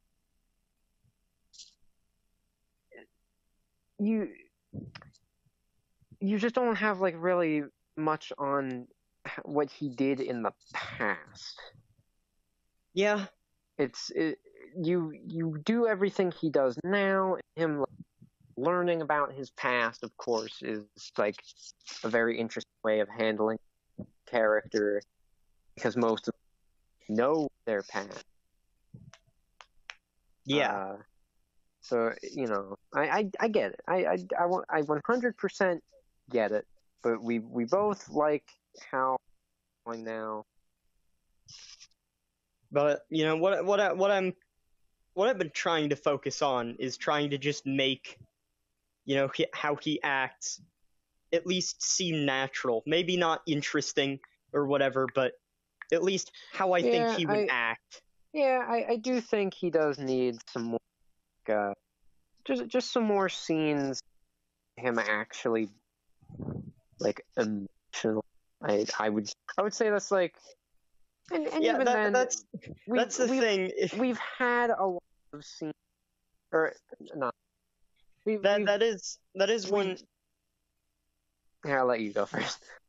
That is one interesting thing. Like, one thing I will say is, well, part of the reason that I haven't been, being that emotive is because I'm up at my mom's and I have far less privacy.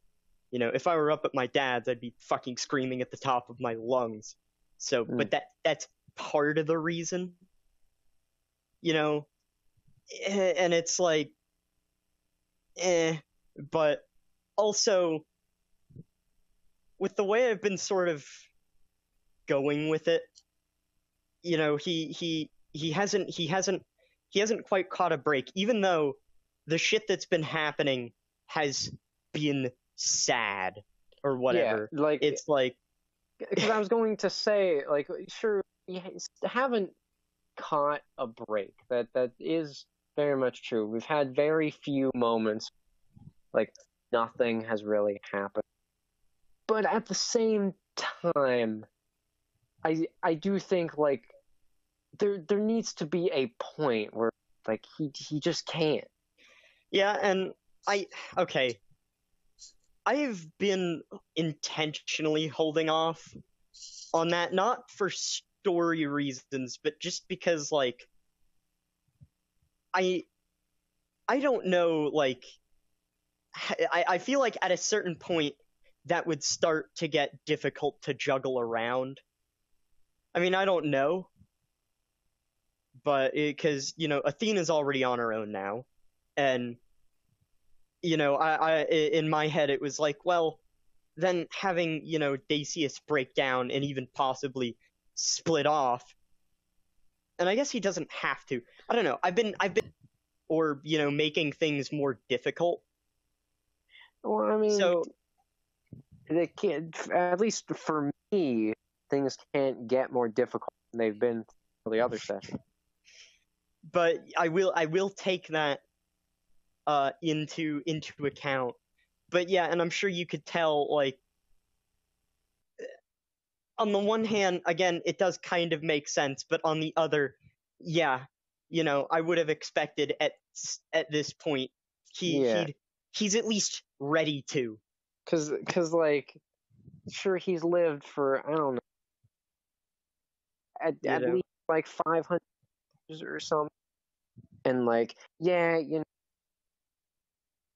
craft, like, along that time, he's definitely broken off like a few different people at some point, and it was probably sad for him then, but he just kind of, went with it. But like, knowing all this critical stuff about his life and past and everything, like, not even the most hardened of people, like, knowing stuff like that about themselves, and then especially the fact that one of those things that he was just relearning about is now stripped away from him, seemingly for good, since No, he didn't hear Ifrit's line, which I am. Yeah. Ask him about, because I do have a thing about that. But yeah, that is, it's something I'll definitely take the L for. And of course I can come up with things to justify it. But yeah, I've been holding off on that for a little too long. My current justification for why he hasn't done it yet, which is not me trying to say that I didn't make a mistake, but more just trying to say that it could make sense, is just that it has all come at him in a relatively short period of time amidst a couple other things that are also happening. And it's like, yeah, he probably should have broken down before the whole tournament thing. Yeah. In fact, he definitely should have. But, Yeah, like that. That's a perfect example of you giving a reason for something, not giving an excuse for something. Yeah. Because he really should. But I've been scared to do that. I'll take the L, but I'm just gonna say, like, I don't know. I've been holding off, not for anything in particular, but just because I don't know when. Because yeah, it would. In hindsight, it definitely made a lot more sense for him to do it then, and he probably should. But it's like, how I was thinking is like, yeah, but how would that pan out for everybody else? And that would probably be fucking difficult to manage and all that sort of shit.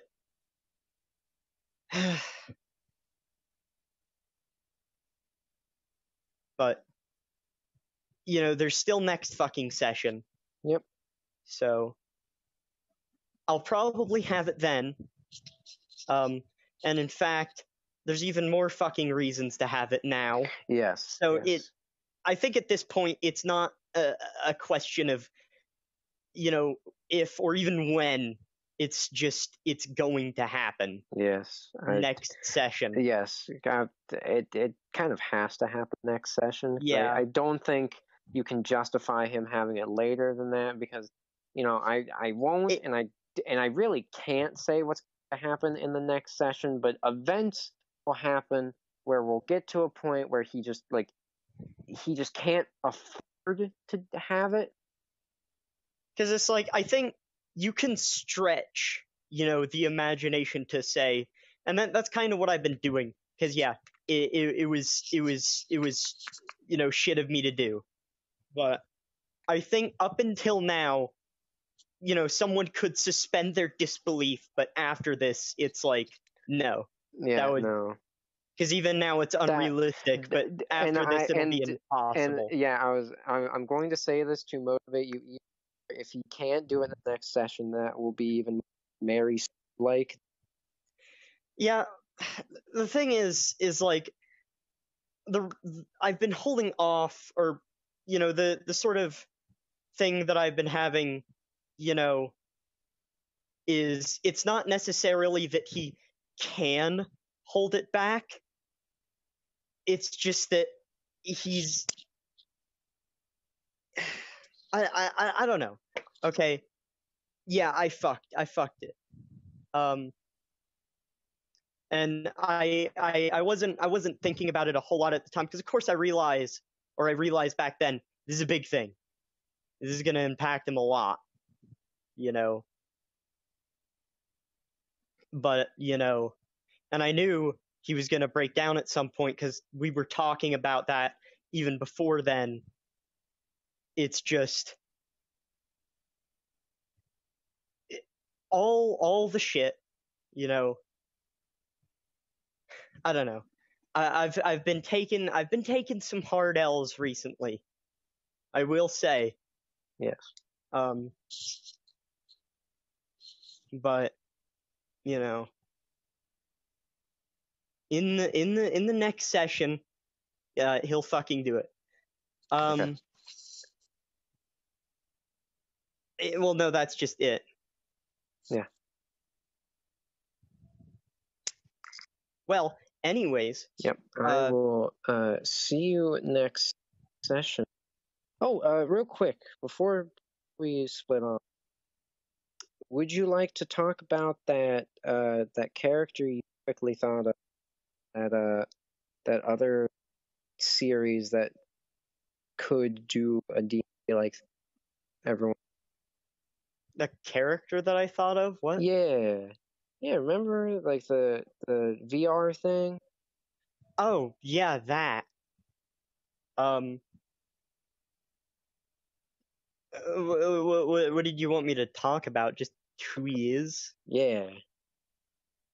I mean, I wasn't really thinking about it at the time, because, I was sort of just going for what's easiest. Like, the first thing that I thought of whenever I heard that is like, well, they're objectively going to be better than other people. They happen to get an opportunity that other people didn't. So it's like, why do they get that and nobody else does? And it would almost seem... Okay, to help clarify with that, they get the opportunity, people give it. Well, like literally someone, like, well, I get that. Yeah. I'm not saying the story doesn't make sense. I'm saying, like, the first thing that I thought of was, like, these people, they got something, that other people don't, that does give them a pretty big, or at least the ability to get a pretty big fucking advantage in life. Yeah. It's like, and in fact, I was kind of thinking that this character could be a tad fanatical, even. Do you want to know why no one, like, knows about it, by the way, which is also a really cool sequence? Sure. Or really good stakes for if we actually do the game. So, if you run out of... I mean, this can happen if you just uninstall the game, but if you run out of burst points, the game forcibly uninstalls. So, not only will you not have those powers anymore, not only will you not be able to have it reinstalled, but you will also lose all memory associated. Oh. Okay. So that is why, like, no common person knows it exists. Well. But yeah, and I mean, honestly, that's sort of the first approach I have to any fucking character, which isn't a good approach. Don't get me wrong, but it's just like, yeah, what would I do? How would I think about this? So that's the first thing that came to mind. I don't know. Literally the first. I don't know. I wouldn't say that's like a bad way to do it, because I mean, like, you know yourself better than anyone else, so like, I think it... I mean, I don't look at things from, like, when I make a character, I think about how I'd treat a situation, but I mean, Yeah. I wouldn't say that's the... Well, it's like, especially if you're making multiple characters, you genuinely can't do that. Yes. Like, but, since I don't usually make characters, I think, well, the easy route is going to be, if I want to be able to act as this character well, it might be a good idea to have them have similar goals, similar thought processes, or at least some idea that is familiar to me. Something that I feel like I understand well. Yeah. But, alright. Yeah, that's... So just basic idea of that. Because, I don't know, like, the other day, I was reminded about that series, and I was, like, looking, because I was like, oh, I remember this being pretty good. And then I, like, looked, and I was like, yo, this would be a dope-ass game. Like, D&D type. Especially the fact that, like, your avatar I would also... around character Trump. Yeah. I would also like to say, whenever I said, I was thinking of something terrible, I would like to elaborate on what I first thought about. I remember I was reading this one thing about this fucking this world where everyone's hooked up to these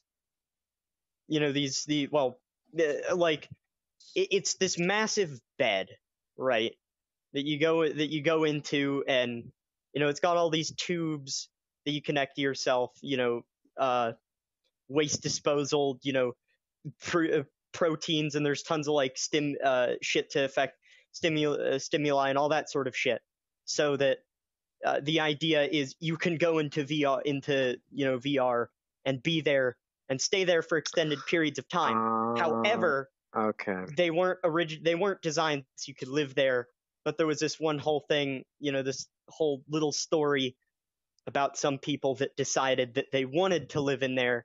So it's like their bodies just sort of fucking wasted away, and these machines slowly broke down, such to the point where even if they wanted to leave, they couldn't. Yeah. Okay. Yeah, that's the.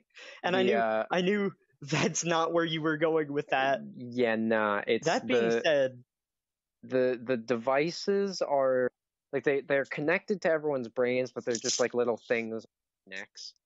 Yeah. That being said, I guess it doesn't help that anytime I imagine VR, because I think VR is pretty cool, and I'm also not one of those the sorts of people that like immediately are like, AI bad, technology bad, all that sort of shit. But anytime I imagine, obviously not. Anytime I imagine futuristic VR, my head doesn't even go to something like fucking Ready Player One, just complete and total bullshit. Like the guy who made it, like, he does have like envision like future VR, like a Ready Player One. Well, I don't even know if he like envisions it like that himself, but in his stories, that's always how it is. Yeah. Like, that doesn't mean they aren't like bad in a sense, because like, the first one he made, it was die in the game, die in life, and then this one, it's like you like with it, you are literally better than normal people, but now you have the extra stake of lose that power, which that's actually kind of like an interesting thing to think about. It's like, because at the end of the day, if you lose that application, you're like, nothing's really going to change, but it's that little thought head, like, I have this power that literally makes me better than everyone else, and I can use it. Yeah. But I try and have to figure out a way to make the kit. Well, it wouldn't be that hard, but I'd have to implement some sort of thing that makes my character not fully fucking good, and that could be for a variety of reasons. For instance, I don't fully understand, the world and all that. So, for instance, I could make him almost conspiratorial in how he looks at everything. In the sense that, he doesn't like the classism, but it isn't for the most sensible reasons, or making him fucking fanatical or whatever. But at the same time, I don't know if I'd really want to make him a villain. So it's something to balance out. And maybe this is also just me coming up with like a, hey, this sounds cool. You guys like it? Yeah. It's because like I'd also have to like think of like how much attacks would be and all that stuff. So I'd have to do some stuff on my own to actually make it a thing. But yeah, it's definitely a really concept. Yeah, and I like it. But